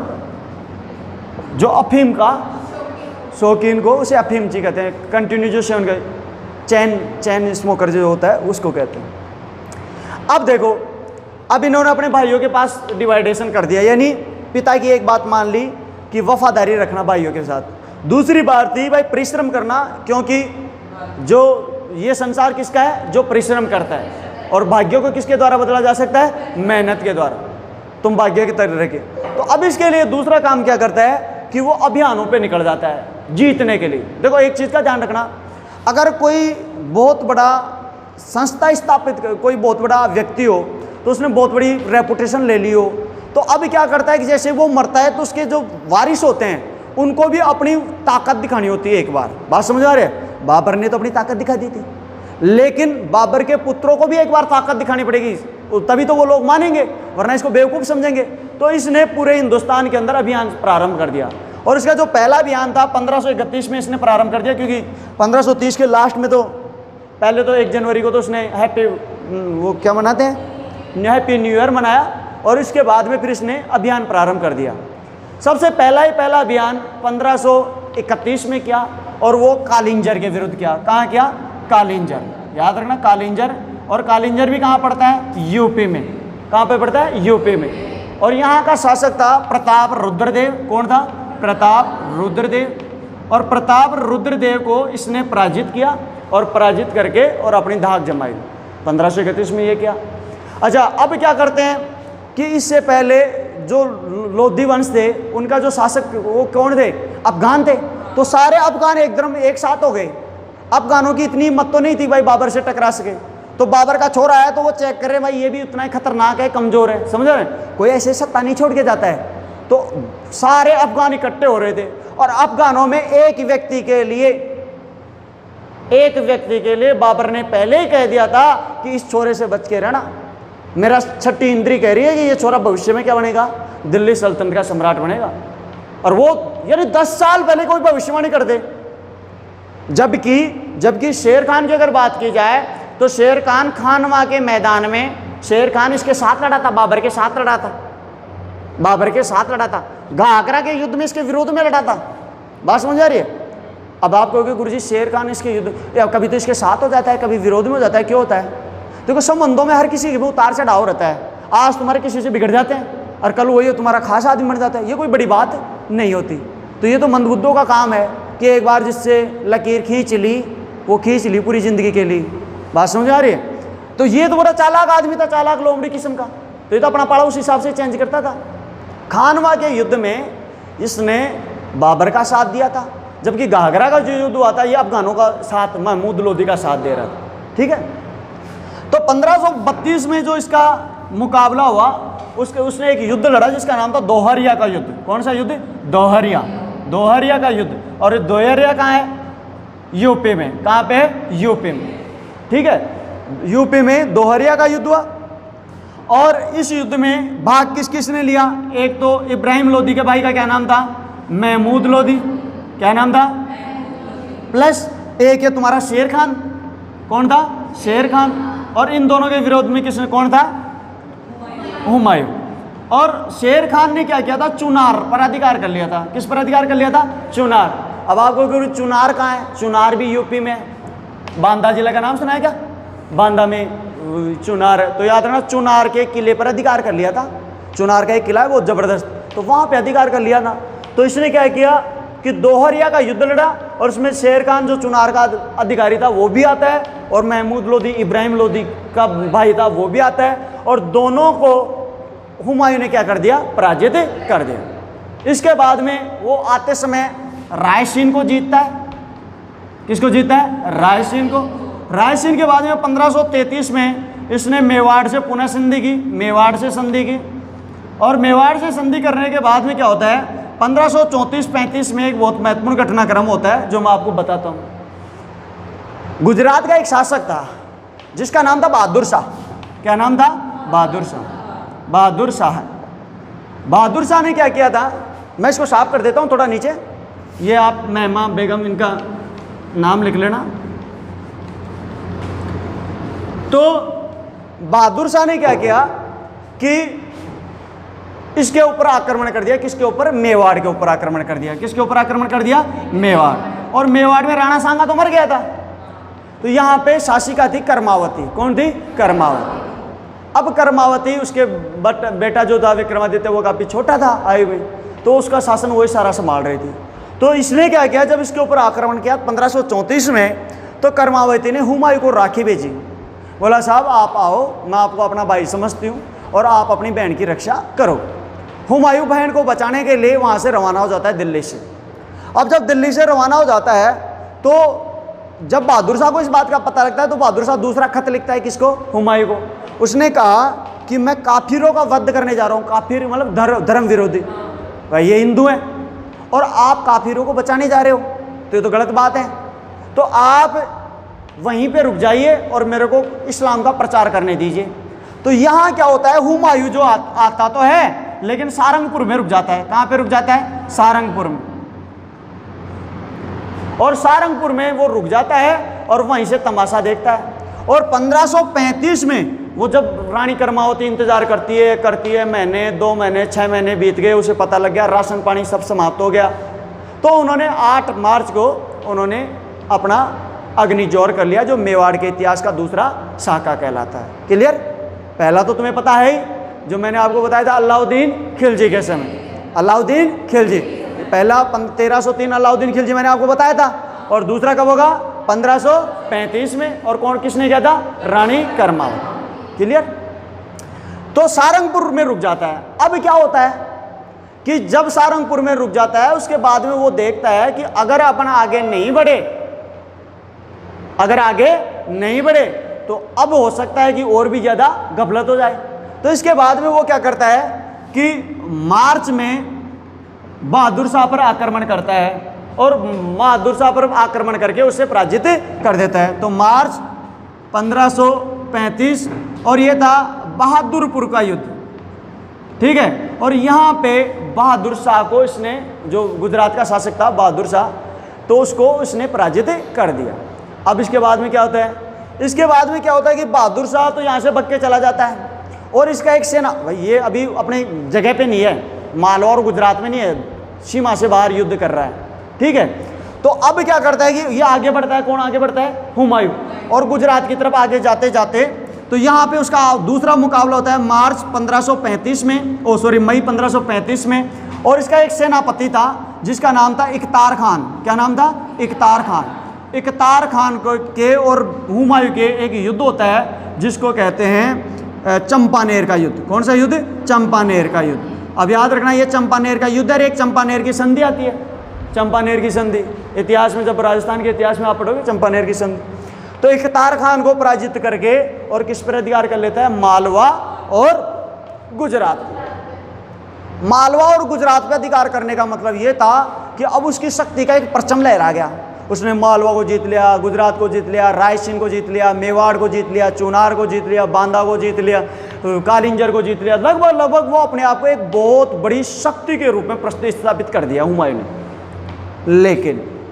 लेकिन छठी इंद्री ने एक बात कही थी कि तुम्हें किससे बच के रहना है, शेर खान से। अब शेर खान क्या करता है कि जब 1532 में चुनार पर अधिकार कर लिया था तो शेर खान पीछे से जब ये इस अभियान में उलझा हुआ था तो 1534 में शेर खान ने दोबारा से चुनार जीत लिया। दोबारा से क्या जीत लिया, चुनार जीत लिया। और दोबारा से चुनार जीत के अब की बार वो पूरी तरह तैयारी कर लिया। उसको पता था कि इस बार आर या पार की लड़ाई होगी। तो इस बार आर या पार की लड़ाई होगी तो वो अपनी सब कुछ बचा के रखना चाहता था, भाई अपने को मरना है कि जीना है, इस बात पे उतर गया। तो उसने पूरी तैयारी करके और फिर क्या किया कि चुनार, ये देखो ये आपका भारत में, ये तो यूपी में ये चुनार है और यहाँ एक किला है जिसका नाम रोहतासगढ़ है। क्या है, रोहतासगढ़। तो इसने क्या किया, 1538 में रोहतासगढ़ के किले को जीत के, रोहतासगढ़ पड़ता है बिहार में। कहाँ पड़ता है, बिहार में। बिहार के उस किले को जीत के अपने बीवी बच्चों सारी धन संपत्ति को वहां भेज दिया। भाई ये तो सुरक्षित, समझ आ रहा है, क्योंकि राजाओं को सबसे बड़ी टेंशन किसकी होती थी, बीवी बच्चों की। कोई भी उठा ले जाए उनको युद्ध में, बात समझे, तो उनकी रक्षा करे, वो करे। राजा महाराजा कल परसों लड़की भी पूछ रही थी गुरु जी, इनके उनको लेके जाते थे कि नहीं लेके जाते थे। वो एक आफत होती थी, बचाओ बचाओ, ऐसे थोड़ी युद्ध, राजा युद्ध करेगा कि उसको बचाएगा। तो इसने अपने जो पूरा परिवार था उसको रोहतासगढ़ के किले यानी बिहार में वहां सुरक्षित पहुंचा दिया। ठीक, अब ये छेड़छाड़ करेगा और छेड़छाड़ करने के लिए सबसे पहले इसने आक्रमण किया बंगाल पर। किस पर आक्रमण कर दिया, बंगाल। ये देखो यूपी, बिहार और फिर क्या जाता है, बंगाल। और बंगाल के शासक को पराजित किया और पूरे बंगाल को जला दिया इसने, मतलब खुली बगावत कर दी। किसने, शेर खान ने। अब बंगाल का शासक दौड़ा किसके पास आया, हुमायूं के पास। बंगाल का शासक आया हुमायूं कि महाराज मेरी सहायता करो, सहायता करो। अब बताओ हुमायूं जाएगा कि नहीं जाएगा, जाएगा। उसे उस बात, पिता की बात का ध्यान रखना चाहिए था कि अपने से खतरनाक है, नहीं दबता तो इसको मैनेज करना चाहिए। कई आदमी तो बहुत, इनको खुद को समझना चाहिए। तो ये जीवन का बड़ा सूत्र होता है। तो इसलिए इसने क्या किया, जीवन की फिर गलती करता है। देखो, तो एक तो चीज़ ये याद रखना, मैं इसमें थोड़ा सा और बता देता हूँ। बहादुरपुर का युद्ध और चंपानेर के युद्ध के बाद में जब गुजरात और मालवा को जीत जाता है तो गुजरात और मालवा को जीतकर इसने ये जो क्षेत्र था वो अपने भाई अस्करी को दे दिया। किसको दे दिया, अस्करी को। अस्करी बताओ कहाँ का शासक था, यूपी। तो यूपी के नीचे ये एमपी रहेगा, मालवा क्षेत्र, और गुजरात, ये अस्करी का इतना बड़ा क्षेत्र हो गया। बात समझ आ रही है। एक तरफ देखो यहाँ अस्करी बहुत खतरनाक तरीके से बढ़ रहा है और दूसरी तरफ कामरान उसे काबुल और कंधार इतना बड़ा क्षेत्र दे दिया। इसको इस हिंदाल को बिल्कुल कम चाहता था। ये जीवन का एक सूत्र होता है, जिसको आप ज़्यादा चाहते हो वो को आपको कम चाहता है, और जिसको आप कम चाहते हो वो आपको ज़्यादा चाहता है। ये जीवन में हर किसी के साथ होता है कि ये इन दोनों के प्रति वफादार रहा और ये इसके कभी भी नहीं हुए, और ये इसको बहुत कम चाहता था और ये इसका हमेशा वफादार बना रहा। बात समझ आ रही है। इधर देखो, तो इसने अस्करी को संभल के अतिरिक्त गुजरात और मालवा भी दे दिया। लेकिन बहादुर शाह था। बहादुर शाह गए किसके पास गया, पुर्तगालियों के पास गया। किसके पास गया, पुर्तगालियों के पास। और पुर्तगालियों के पास जाके और इसने आक्रमण कर दिया किसके ऊपर, अस्करी के ऊपर। तो अस्करी यहाँ से दौड़ के वापस अपने संभल क्षेत्र में आ गया। मूर्ख तो मूर्ख ही होता है ना, अपनी सल्तनत को छोड़ के आ गया। योद्धा तो गाजी मरेगा, अपने बाप का जो वास्तव में जो कुव्वतदार पिता होता है उसका बेटा भी खानदान भी कुव्वतदार ही होता है। लेकिन देखो अस्करी वहाँ से भाग के आ जाता है, वो चलो ठीक है आपने तो संभल ही ठीक है। तो ये एक चीज़ तो ये याद रखना, लास्ट में पुर्तगालियों की वजह से वो बहादुर शाह शासक बना। पुर्तगालियों ने उसे पैसे मांगे, ले भाई पैसा दे, तेरे को राजा बनाया, तो थोड़ा सा पैसा दे दिया, भाई बाद में दे दूंगा। और बाद में बार बार मांग रहे थे, ये दे नहीं रहा था, तो इसका गला घोंट के हत्या कर दी। तो बहादुर शाह को आपको नहीं पढ़ना, मैं वैसे एक्स्ट्रा बता दिया हूँ। वापस आ जाओ, वापस आओ, वापस आओ। अपन पिछले सीन में देख रहे थे कि हुमायूं इस विद्रोह को दबाने के लिए चला जाता है। और ये देखो इसका जो क्षेत्र था, क्या नाम है इसका, शेर खान का, वो यूपी से लेके यूपी, बिहार के रोहतासगढ़, इसके अलावा बंगाल, इन तीनों क्षेत्रों पर बहुत भयंकर कब्जा, समझा क्या। इसकी पूरी सेना यहाँ पे। अब यहाँ पे देखो कितना दिमाग वाला आदमी है ये, इसकी वो देखना बड़ी क्या चालाकी खेलता है। ये यहाँ बंगाल में है, कहाँ पे, बंगाल में। अब बंगाल में सीधा हुमायूं जाएगा, कहाँ आक्रमण करेगा, बंगाल पे ही करेगा। ये जीवन की उसकी सबसे बड़ी गलती होगी, डायरेक्ट सीधा बंगाल पे अटैक कर रहा है, बंगाल पे सीधा चला गया। अबे चाचा जी तेरे पीछे ये किला, पहले इसको जीतना चाहिए था, चुनार को जीतते, यहाँ अपना कब्जा जमाते। फिर उसे किसको जीतना चाहिए था, रोहतासगढ़ को जीतता, यहाँ पे कब्जा जमाना चाहिए था। फिर उसके बाद यहाँ जाना चाहिए था, चला कहाँ गया, डायरेक्ट, बात समझ आ रही है, डायरेक्ट बंगाल पे जाता है और बंगाल पे आक्रमण करता है। और बंगाल पे आक्रमण करता है तो आराम से जीत जाता है। शेर खान वहाँ से भाग खड़ा होता है, क्योंकि उसे पता था आएगा और अपने जाल में फंसेगा। कबू कबू कबू, वही तो कर रहा था प्लानिंग। वो कबू आ गया कहाँ पे, बंगाल में। अब बंगाल में जाता है, बंगाल को जीतता है और गौड़, बंगालों की राजधानी कौन सी थी, गौड़, गौड़ पर अधिकार करके और उसको वापस बसाता है, क्योंकि उसने जला दिया था पूरा, वो कर दिया था, पूरी प्लानिंग थी उसके दिमाग में। अब वो क्या करता है, उसको बसाने लग जाता है। और बसाने के लिए बस आगे एक नया क्षेत्र बनाया है जिसका नाम था जन्नताबाद। कौन सा बाद, जन्नताबाद। वाह, जन्नताबाद, बाग वाग लगा रहा है, समझ आ रहा है, पूरा माहौल बना रहा है। राजा किसका काम कर रहा है, माड़ी का। अब वो सब प्लानिंग करा रहा है, वो पहले सोच रखा था ये ऐसे करेगा। अब देखो एक तरफ 8 माह तक जो ये तुम्हारा हुमायूं था वो बंगाल में ऐशो आराम से जिंदगी जी रहा है, बिल्कुल दुनियादारी से एकदम पृथक। बच्चे बच्चे वहाँ इंतजार करते हैं, बीवी बच्चे, और वो वहाँ पे जन्नताबाद में आराम से ऐशो आराम से ज़िंदगी जी रहा है। और दूसरी तरफ जो तुम्हारा शेर खान है, शेर खान ने क्या किया कि cut cut cut cut barricades लगा दिए। ना इधर की खबर उधर जाती थी और ना उधर की खबर इधर आती थी। इधर के खत जाते थे उनको भी पकड़ के ले लेता था, और उधर के खत कोई आते थे उनको भी पकड़ के ले लेता था कि इधर क्या चल रहा है। अच्छा है, वो खत लिखता था अपनी बीवियों को, बहुत आशा आराम से जी रहा हूँ, यहाँ जन्नताबाद कर दिया, ये है वो है। अब उधर से खत आता था पत्नी का, आप आ रहे नहीं, कितने दिन इंतजार नहीं कर रही हूँ, वो तो उसको खत लिख देता था, मैं आ रहा हूँ, टेंशन, उसको खत लिख देता था, आप अभी मत आना, यहाँ सब कुछ ठीक है दिल्ली में। मतलब समझ रहे, खतों को भी उल्टा सुल्टा करने लग गया। शेर हुमायूं का खत पूछा रहा है कि मैं बस आ रहा हूँ, शेर खान को पराजित करने वाला हूँ, तुम जल्दबाजी मत करना, बच्चों का ध्यान रखना। तो इधर भी संतुष्ट और इधर भी संतुष्ट। 8 महीने बाद में इस बेवकूफ़ को पता लगता है कि अपने लेटर कोई और ही लिख रहा है, बीबी नहीं लिख रही है, अपना जो वजीर सब कट हो गई लाइन। तो ये चलेगा और अपनी सेना लेके चलता है। फिर ये ऐसे नहीं सोचता कि यार इतना बड़ा जो आदमी प्लानिंग कर रखा है, अपने को अंदर तक फांस लिया, कम से कम थोड़ा सा इंतजार तो करना चाहिए था। तो इसने क्या किया, डायरेक्ट अपनी सेना को खड़े हो जाओ, चलो। अब वो ऐशो आराम में जो अफीम ओफीम पी रखे थे उनको पहले तरबियत देनी चाहिए थी, पूरी तरीके से तैयार करना। 8 महीना रुक गया, 1 महीने और तैयारी कर लेता, कुछ नहीं किया, आराम से उठा सैनिकों के, कोई दिक्कत वाली बात ना थी, तो मुंडो मुंडो दौड़ चल रहा था अपन, सारे सैनिकों को लेके आ गया। और ये आता है और यहाँ पे बिहार में एक क्षेत्र पड़ता है जिसका नाम है चौसा। कौन सा है, चौसा।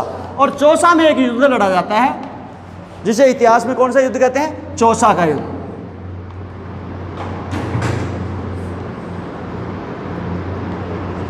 चौसा का युद्ध किस किस के मध्य लड़ा जाता है, शेर खान वर्सेस हुमायूं। ये तुम्हारे को याद है, चौसा का युद्ध। चौसा के युद्ध में शेर खान विजेता होता है और हुमायूं हार जाता है। और हुमायूं हारा भी क्या, इतने भयंकर तरीके से हारा कि उसके प्राण भी उस दिन निकल जाते, लेकिन वो दौड़ के सब चीज़ छोड़ छाड़ के और एक नदी के अंदर कूद जाता है। कर्मनाशा जो नदी थी ना, कर्मनाशा एक छोटी सी नदी थी, उसके अंदर कूद जाता है और कूदते तैरते तैरते तैरते तैरते तैरते आगे जाता है। तो एक बिश्ती जो नाविक होता है ना, बिश्ती ने क्या किया, उसको देख लिया। बिश्ती ने देख लिया, वो समझ तो गया भाई हाँ तो है तो कोई आदमी खतरनाक, क्योंकि गले में आप देख दाख के समझ जाते हो भाई कितना कड़ावड़ा सोने का पैरा हो, सोने के जंजीर वंजीर, तो तुम भी समझ जाओगे भाई छोटा मोटा आदमी तो नहीं है। ये जो होता है ना डेकोरम, ये भी एक डेकोरम ही सीखे लिए होता है भाई, सामने वाले को पहले यही चीज़ बता दे भाई मैं कौन हूँ, यह डेकोरम होता है एक। तो इसको देख के ये भी समझ गया कि छोटा मोटा नहीं है। बोला बिश्ती ने बोला कि मैं तेरे को नहीं बैठाऊंगा नाव में। बोला कि भाई तू मेरे को बैठा ले, मैं बहुत खतरनाक आदमी हूँ। तो वो अल्लाह तेरी जगह खतरनाक होगा तभी मर के डूब के तू बिल्कुल वो हो जाएगा। बोला कि यार तू, मैं राजा हूँ और मैं तेरे को एक दिन के लिए दिल्ली का क्या बना दूंगा, राजा बना दूंगा। बिश्ती ने कहा फिर तो बैठ तू अंदर आ, एक दिन तो राजा बनेंगे। तो इस बिश्ती ने शेर खान की जान बचाई, उसे नाव में बैठा के क्रॉस करके कैसे जैसे कहाँ पहुँचाया, दिल्ली पहुँचाया। और दिल्ली पहुँचा के, और ऐसे कहते हैं कि इस बिश्ती को हुमायूं ने एक दिन के लिए दिल्ली का शासक बनाया था। और ये बिश्ती जो था उसने चमड़े के सिक्के चलाए थे। किसके सिक्के चलाए थे? चमड़े के सिक्के, चमड़े के सिक्के, ये आपको याद रखना है, ठीक। अब इसके बाद में देखो, अब 1539 है, 1539 के बाद में आता है 1540। अब हुमायूं अपनी पूरी तैयारी करता है और तैयारी करके और फिर आक्रमण के लिए आता है। सबसे पहले वो फ़ोन करता अपने भाई को। भाई कौन था? कामरान। अस्करी के पास तो संभल था, कोई ज़्यादा बड़ी क्षेत्र था नहीं, हिंदाल के पास भी कुछ ही नहीं था, तो सबसे ताकतवर शासक कौन था? कामरान। कामरान अपनी पूरी सेना को लेके आता है, लेकिन कामरान युद्ध के मैदान में आ तो जाता है, लेकिन दोनों भाइयों के बीच लड़ाई हो जाती है। कामरान तो कह रहा था कि मैं युद्ध का नेतृत्व मैं करूं, और हुमायूं कह रहा था मैं करूं। हुमायूं को वो इसलिए नहीं दे रहा था, पहली बार तो पिट के आगे आ ही गया, और उसके सैनिक ज़्यादा खतरनाक थे, किसके? कामरान के। और हुमायूं इसलिए कर रहा था क्योंकि अगर वो युद्ध का नेतृत्व नहीं करेगा तो ऐसा हो सकता है कि युद्ध को जीतने के बाद में कामरान, समझ आ रहा है? तो ये अपने अपने दर्द थे, अपने अपने दिलों में छुपी हुए भ्रम था, और ये अपना ताकत दिखाना चाह रहा था और वो अपनी सल्तनत बचाना चाह रहा था। दोनों के मध्य लड़ाई हो जाती है। लड़ने तो किससे गए थे? शेर खान से, और दोनों आपस में लड़ जाते हैं। और ये युद्ध लड़ा जाता है कन्नौज कन्नौज यूपी में है, बिलग्राम का युद्ध। कौन से ग्राम का? बिलग्राम। और इस युद्ध में हुमायूं प्लस कामरान वर्सेज शेर खान। तो ऐसे कहते हैं, तारीख रशीदी का जो लेखक था वो इसी टाइम यहीं पे था, और वो लिखता है कि ये युद्ध बिना कोई तीर और गोली चले जीत लिया गया। बात समझ में आ रही है? कि जब वो लड़के, भाई आप पूरी तैयारी उसी तरीके से करके आते हो, और जब आपको लगे कि एक पेपर एक्स्ट्रा ही आ गया, अपनी वैसे नंबर तो नहीं आएगा, तो अपन पिटे भी क्यों, यहाँ टाइम भी खराब क्यों करे, तो तुम वापस ही चले जाओगे। तो ये तैयारी तो उसी तरीके से करके आया था, और जब इसे पता लगा कि कामरान वापस आ रहे हैं तो ये भी क्या आ गया? वापस आ गया। तो बिना लड़े ही युद्ध जीत लिया। बात समझ गए? तो 1540 तक का इसका ये इतिहास था। अब यहाँ से निकल जाता है हिंदुस्तान से, और निकल के ये आगे चला जाता है। इसको एक बार स्क्रीनशॉट ले लो ताकि आगे का मैं बताऊँ।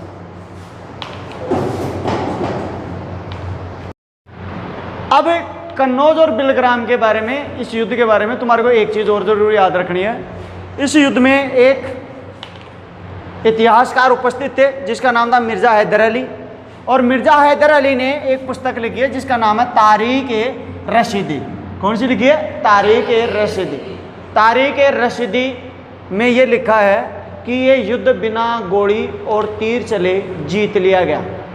बिना गोली और तीर चले ये जीत लिया गया कन्नौज या बिलग्राम का युद्ध। जो इतिहासकारों की जो पुस्तकें हैं उनके जितने भी जो लाइन है, जितने भी बातें लिखी हुई है, उनको आपको रटना है। जैसे मैंने पहले एपिसोड में बताया था भाई, हुमायूं नामा में एक तो ये लिखा था कि बाबर की हत्या में जो इब्राहिम लोदी की माँ के द्वारा जहर देने से हुई थी। दूसरा हुमायूं नामा में, दूसरा अभी मैंने आपको बताया हुमायूं नामा में एक और लिखा है कि जो बिश्ती जिसने उसकी जान बचाई थी, क्या नाम है इसका? निजाम बिश्ती ने, बिश्ती उसे कहते थे जो पानी भर के लेके आते थे, चमड़े के एक मटका होता था, उसमें पानी भर के लेके आते थे। तो उस चमड़े के मटके में पानी भर रहा था, उसमें हुमायूं आ गया था और जब उसको वापस डाला तो हुमायूं वहाँ पे निकल गया, तो उसको बचा लिया था। उस बिश्ती का नाम था निजाम बिश्ती। क्या नाम था? निजाम। तो निजाम बिश्ती ने उसकी जान बचाई थी। इस बिश्ती की जान को, उसको एहसान को चुकाने के लिए उसने क्या किया था, उसको एक दिन का शासक बनाया था दिल्ली का। और जब दिल्ली का शासक बनाया था तो उसने निजाम सिक्का चलाया था। कौन सा सिक्का चलाया था?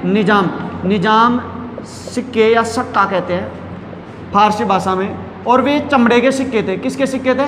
चमड़े के सिक्के। ये आपको याद रखना है।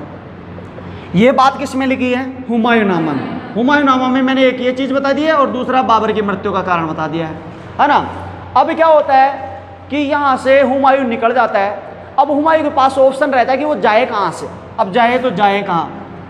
अफसोस अपने घर का पता हमसे खो गया, है ना।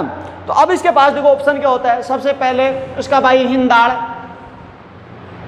एक मेवात में था हिंदाल, एक यहाँ पे संबल में था। कौन? अस्करी। तो अस्करी की तो खुद की जान खतरे में थी, वो तो खुद यहाँ से सामान वामान पैक करके भग रहा था। हिंदाल जो था, तो हिंदाल यहाँ से रवाना हो गया क्योंकि उसे पता था कि यहाँ पे आक्रमण होगा। तो अस्करी तो सीधा चला गया अपने भाई किसके पास? कामरान के पास, क्योंकि कामरान का बिल्कुल रियल ब्रदर था, समझा गया। तो कामरान ने क्या किया, अस्करी को तो दे दिया कंधार। अस्करी को तो क्या दे दिया? कंधार का किला दे दिया। कंधार जहाँ विमान हाईजैक किया था अपने हिंदुस्तान का, ठीक है। और काबुल का सूबेदार कौन रहा? कामरान। तो ये तो दोनों भाई वहाँ पे सेट हो गए, ठीक है। अब देखो एक और था, ये जो हिंदाल था, वो हिंदाल क्या करता है, एक इसका चचेरा भाई था, मेरा मतलब हुमायूं का चचेरा भाई, जो अहमद मिर्जा का नाम सुना था? अहमद मिर्जा के खानदान में था, जिसका नाम था सुलेमान मिर्जा। कौन सा मिर्जा? सुलेमान मिर्जा। और सुलेमान मिर्जा को हुमायूं ने बदख्शां की जमीन दी थी। बदख्शां क्षेत्र कहाँ पड़ता है? अफगानिस्तान की बाउंड्री पर। तो ये यहाँ पे चला जाता है अपने इस भाई के पास। अब बचा कौन? हुमायूं अपने बीवी बच्चों को लेके यहाँ से रवाना होता है। यहाँ से आगे बढ़ता है तो यहाँ पे 1541 में जोगी तीर्थ फलोदी में पड़ता है, जोधपुर में यहाँ पे रुकता है। और यहाँ से मीर समंद और अक्का खान, रायमलोद सोनी, इन तीन को यहाँ मारवाड़ का एक बहुत शक्तिशाली शासक था उस जमाने में, जिसका नाम था मालदेव। क्या नाम था? मालदेव। तो मालदेव के पास भेजता है, भाई आप उसके पास जाके हो, मेरे को शरण चाहिए अभी मेरे को, ठीक है। तो मालदेव के पास जब ये जाते हैं तो ये मालदेव कहता है भाई चलो ठीक है, अगर आप आए हो तो बीकानेर वाला कस्बा हमारा खाली पड़ा है, आप वहाँ पे रह लेना, कोई दिक्कत वाली बात नहीं है। लेकिन हुआ क्या कि जब ये दरबार से वापस लौट रहे थे इसके जो तीनों दूत, मीर समंद, अक्का खान, रायमलोद सोनी, तो इन्होंने देखा कि उसी टाइम शेर खान का दूत भी आता है। किसका दूत आता है? शेर खान। तो ये डर जाते हैं ऐसा ना हो कि ये अपने को फंसा दे, समझाया क्या? वहाँ पे भेज दे, अपन फंस जाए और अपने को मार दे। तो ये इस पर विश्वास नहीं करता और यहाँ से आगे बढ़ के और ये सिंध में आ जाता है। कहाँ आ जाता है? सिंध में एक किला था जिसका नाम था अमरकोट का किला। कौन सा किला? अमरकोट का। और यहाँ का शासक था राणा वीरसाल। कौन था? राणा वीरसाल ने इसे शरण दे दी। ये इसका मित्र था राणा वीरसाल, ये तुम्हारे को याद रखना, इसने इसको शरण दी थी। अमरकोट का इतिहास में मैंने एक बार और बता दिया है। अमरकोट का कहाँ पे बताया है? मैंने एक कहानी बता दी, राजस्थान की एक लव स्टोरी है, मूमल महेंद्र। कौन सी है? मूमल महेंद्र। मूमल जो राजकुमारी थी वो लोद्रवा की राजकुमारी थी। लोद्रवा कहाँ है? जैसलमेर में, वहाँ की राजकुमारी थी। और महेंद्र कहाँ का शासक था? अमरकोट का शासक था। अमरकोट ये सिंध में ही पड़ता है, समझा क्या? तो अमरकोट का शासक और लोद्रवा की राजकुमारी मूमल, समझा? बहुत आज भी मूमल बहुत प्रसिद्ध है। तो ये मूमल लोकगीत भी है, राजस्थानी लोकगीत भी है, राजस्थानी शैली भी है, तो इसको याद रखना। अच्छा, अब वापस आ जाओ। यहाँ पे जो हुमायूं था वो कहाँ पे आ जाता है? राणा वीरसाल के पास आ जाता है। अब यहाँ पे क्या होता है, हिंदाल का एक धार्मिक गुरु था। हिंदाल समझ में आ गया? हिंदाल कौन था? इसका ये भाई, जिसकी माँ का नाम क्या था? दिलदार बेगम। तो उसका एक गुरु था जिसका नाम था मीर अली बाबा। क्या नाम था? मीर अली बाबा। अच्छा, इसका दूसरा नाम भी मिलता है, मीर अली अकबर। ये इसी का नाम है, ठीक है। तो मीर अली बाबा कह दो या मीर अली अकबर, ये इसका धार्मिक गुरु था। किसका? हिंदाल का। हिंदाल का कौन सा गुरु था? धार्मिक गुरु। अब देखो आदमी जब परीक्षा में फेल हो जाता है तो तुम किसके पास जाते हो? अरे बाबा जी के पास जाते हो। महाराज फेल हो गए, कोई आखा बगुती दे दे तो फिर महाराज देता है, आखा बगुती देता है नहीं देता है। तो वैसे ही ये किसके पास गया? मीर अली बाबा के पास गया, और मीर अली बाबा उसका आखा बगुती देगा कि नहीं देगा? तो उसे दे दिया। तो ये जब इसके पास आता है तो 29 अगस्त को इसको आखा बगुती दिया, जिसका नाम था हामिदा बेगम। कौन सी बेगम दिया? हामिदा बेगम। हामिदा बेगम इसकी बेटी थी। किसकी? मीर अली बाबा की। और इसके साथ इसकी शादी करा देता है। 29 अगस्त 1541 को इसकी शादी हो जाती है। क्लियर? अब यहाँ पे क्या होता है कि साहब 15 अक्टूबर और 1542 ये डेट तो रट लेना। इस हामिदा बेगम से एक छोरा उत्पन्न हुआ जिसका नाम क्या था? अकबर। क्या नाम था? अकबर, जो नेक्स्ट बादशाह बनेगा। मतलब समझा? महाराज के जो आशीर्वाद दिया तो आशीर्वाद कभी खाली जा सकता है क्या? बस तो फिर ये हुआ है। तो ये अकबर हो जाता है। अब इसके बाद में अकबर होते ही ये यहाँ से जाता है फारस में। यहाँ से कहाँ चला जाता है? फारस में। और फारस का मतलब होता है ईरान। फारस का मतलब क्या होता है? ईरान। और ईरान पे तहमास्क का शासन था। किसका शासन था? तहमास्क। तहमास्क का शासन था। इस राजा ने कहा, भाई देख छोरा, तू मेरे पास आया है तो मैं तेरे को सहायता दूंगा, लेकिन मेरी 2 शर्तें हैं। कितनी शर्तें हैं? 2 शर्त। बोला कि बताओ तुम्हारी क्या शर्तें हैं? पहली शर्त तो ये है कि तुम्हारे को शिया मत का प्रचलन करना पड़ेगा। कौन से मत का प्रचलन करना पड़ेगा? शिया मत का। ये तुम्हारे को याद रखना है। आज भी ईरान में ज़्यादातर कौन से मत के प्रचलन अनुयायी है? और अपने हिंदुस्तान के ऊपर किसने शासन किया है? सुन्नियों ने। केवल सुन्नियों ने। एकमात्र सैयद वंश ऐसा था जो शिया वंशज थे। बात समझा? मैंने बता दिया था ना, किसने शासन किया है? केवल सुन्नियों ने। तो शिया मत का प्रचलन करना पड़ेगा। बोला कि ठीक है, मंजूर है। बोला कि एक और शर्त है। बोला कि वो शर्त क्या है? तो उसने कहा कि आपको मेरे को कंधार देना पड़ेगा तेरे भाई से जीत के, और ये जो कंधार है ना अस्करी से, ये जीत के मेरे को देना पड़ेगा। बात समझ आएगी? अब बताओ ये क्या करेगा? जीतेगा कि नहीं जीतेगा? जीतेगा। तो ये इसकी सेना ये 1544 में फारस के शाह के पास जाता है जिसका नाम था तहमास्क। क्या नाम था? तहमास्क। अब इसके बाद में क्या होता है? ये घटनाएं आप कंटिन्यू देखते जाओ, 1 2 3। फिर इसके बाद में इसने क्या किया? 1545 में कंधार पर आक्रमण कर दिया। किस पर आक्रमण कर दिया? कंधार पर। और इसके साथ तहमास्क की सेना भी थी, और कंधार पे आक्रमण करके और इसने अस्करी से कंधार छीन लिया। अस्करी से कंधार छीन लिया तो अस्करी यहाँ से निकल के भागता है। उसी दौरान क्या करता है? अस्करी के हाथों अकबर लग जाता है। कौन लग जाता है? अकबर। अकबर का वो चाचा ही तो लगता था। तो अकबर उस टाइम देखो, ये 1544 अब तक 2-3 साल को टाबर छो, अब इन्हें ठा और भग चुका। मैं ये छोरियाँ कहती हैं गुरुजी अपने बच्चों को भी लेके जाते थे, नहीं ले जाते, ऐसे उठा के भग जाते थे। अब ये उठा के भग गया और अपने भाई के पास सीधा गया। कहाँ पे? काबुल में। और काबुल में अब यहाँ पे अपने बच्चों को लेने जाएगा कि नहीं लेने जाएगा? छोड़ दे गुरुजी, हैं अपने बच्चे को लेने जाता है साहब। यानी बच्चे को कुछ नहीं लेने जाता है, ये काबुल भी विजय पे जाता है कुल मिला के, समझ आएगा? अब 1547 में जब ये काबुल पे आक्रमण करता है, किस पे आक्रमण करता है? काबुल पे। तो इसकी सेना बहुत बड़ी थी। अब हुमायूं के पास फारस की सेना, कंधार की पूरी सेना, तो उसकी ताकत बढ़ गई थी। तो जब इसने उसके ऊपर आक्रमण किया तो इसके लड़के को वहाँ लटका देते हैं काबुल के किले के बाहर। 5 साल के अकबर को रोता रहता है और वो गोले चलाते हैं, ढड़का ढड़का। मतलब समझ आ रहा है? एक तरफ तो पिता क्या चला रहा है? गोले चला रहा है, और एक तरफ बच्चा क्या कर रहा है? गोली चला रहा है। समझ आ रहा है? वो रो रहा है उसके किले के ऊपर लटका रखा, लटके को क्यों ऊपर नीचे करे? हाँ, गोला फेंक। समझ आ रहा है? तो किले के ऊपर लटका दिया और उस टाइम उसकी अकबर को किले पे लटकाया, और अकबर को किले से लटकाया तो उसकी आयु कितनी थी? 5 वर्ष। अरे भैया इसमें पैदा होता, याद रखना 15 अक्टूबर डेट याद रखना।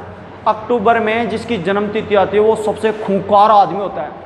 ऐसे मान लो तोड़ फोड़ करने वाला, उल्ट सुल्ट करने वाला, इतिहास में जितने भी अक्टूबर में, एक तो या छोरी आपने वो नहीं थी क्या, जितनी भी ये छोरियाँ हो ना 15 अक्टूबर में जो भी होते हैं ना, वो बहुत खूंखार किस्म के आदमी होते हैं। पता नहीं क्यों होते हैं। जैसे अरे वो नहीं है क्या अपने Mahatma Gandhi, even silent killer भी होते हैं, अटैकिंग किलर। यानी अगर शुरू के होंगे, अक्टूबर के प्रारंभ के शुरू के महीने में पैदा होंगे तो वो साइलेंट किलर होंगे, और अगर लास्ट की तरफ जाते हुए 31 अक्टूबर तक पहुंच जाओ तो वहां तो फिर इंदिरा गांधी डायरेक्ट परमाणु परीक्षण करने वाली पैदा होगी। बात समझ आएगा? तो इस तरीके से होते हैं। आपके आसपास कोई हो ना अक्टूबर में, तो आप देख लेना, अगर पहले पैदा हुआ है पखवाड़े के पहले पैदा हुआ है तो वो साइलेंट किलर है, समझा गया। और बाद में पैदा हुआ तो कैसा किलर है, विस्फोटक किलर है, समझा गया। तो ये बीचों बीच पैदा हुआ था 15 अक्टूबर, ये कॉन्सेप्ट है वास्तव में, आप देख लेना, इसकी कुंडली को देख लेना। तो यहां क्या होता है कि ये 5 साल का था, इसको इसके बाहर लटका दिया, किसके किले के बाहर लटका दिया, काबुल के किले के बाहर लटका। अब ये रोकता नहीं अपना आक्रमण, ये सोचता है कि अपना बेटा मरेगा तो मर जाएगा, लेकिन अपने को इसको जीतना है, क्योंकि अपने को वैसे अगर पीछे हट गए तो अपने वैसे मरेंगे। तो इसने क्या किया कि इस किले को भेद दिया, और किले को भेद के और किसको गिरफ्तार किया, कामरान को। और कामरान से पूछा मार दिया जाए या छोड़ दिया जाए, और कामरान को इसके आंखें निकलवा ली, इसको अंधा बनवा दिया। क्या करवा दिया, अंधा बनवा। यह आपको याद रखना है। अब यहाँ से यहाँ पे आराम से ये रह रहा था, इसको कोई दिक्कत नहीं थी एकदम। लेकिन इसी दौरान ये अब आज सोचता है कि अपना हिंदुस्तान की तरफ चलते हैं। क्यों? क्योंकि 1545 में शेरशाह सूरी की मृत्यु हो गई थी, शेर खान की। शेर खान के बाद में इस्लाम खान उसका पुत्र शासक बना था। कौन बना था? इस्लाम खान। तो इस्लाम खान की भी 1550 में मृत्यु हो गई थी। 1550-52 में जब उसकी मृत्यु की तो दिल्ली सल्तनत कमजोर हो रही थी।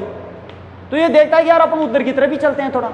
तो ये क्या करता है कि साहब 1554 में, यानी 47 से 7 साल बाद में, 47 काबुल पे अधिकार करने के कितने साल बाद में, 7 साल बाद में रुख करता है किधर की तरफ, हिंदुस्तान की तरफ। और हिंदुस्तान की रुख करता है तो सबसे पहले लाहौर को जीता।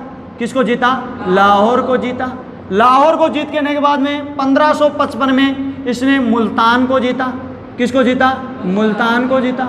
और मुल्तान को जीतने के बाद में अब ये फिर मुकाबिल खड़ा हो गया एक ऐसा शासक, क्योंकि यहाँ छोटे छोटे सिकंदर सूर शासक था उस टाइम। कौन था? सिकंदर सूर शासक था।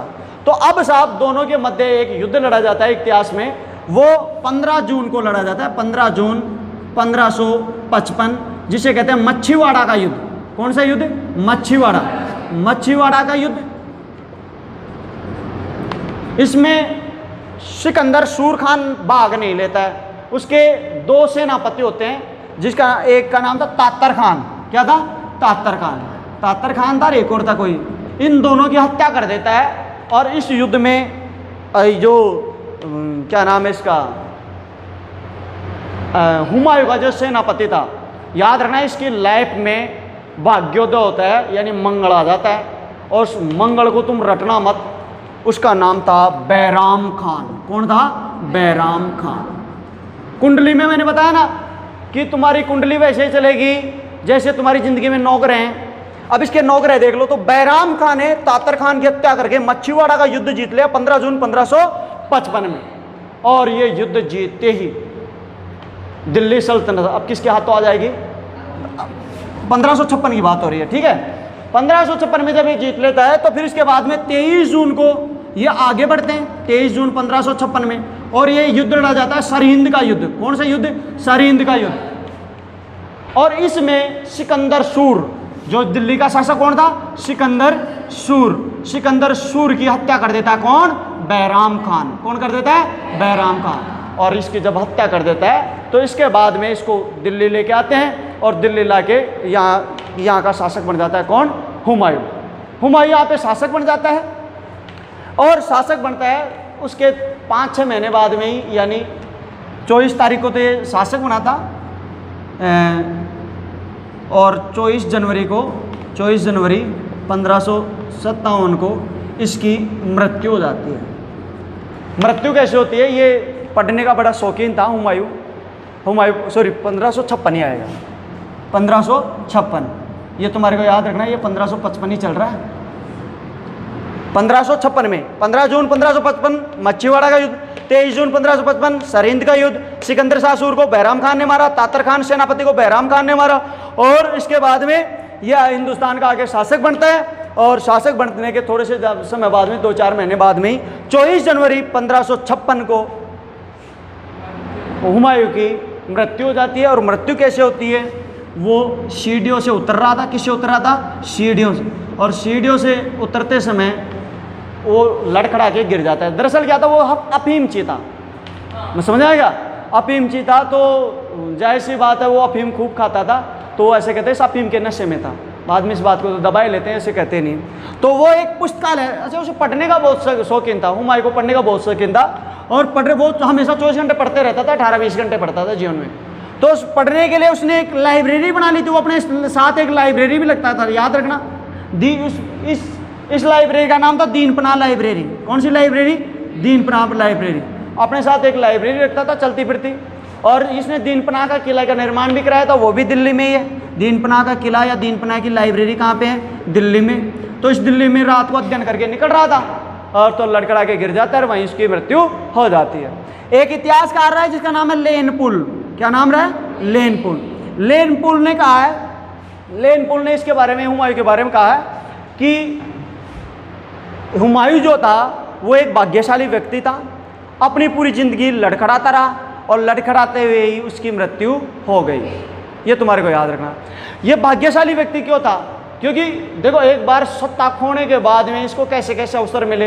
एक तो राणा वीर साल ने उसे शरण दे दी, फिर इसके बाद में इसके जो अमीर अली बाबा था उसने अपनी पुत्री से शादी कर दी, हामिदा बेगम से, इसको थोड़ी ताकत मिली।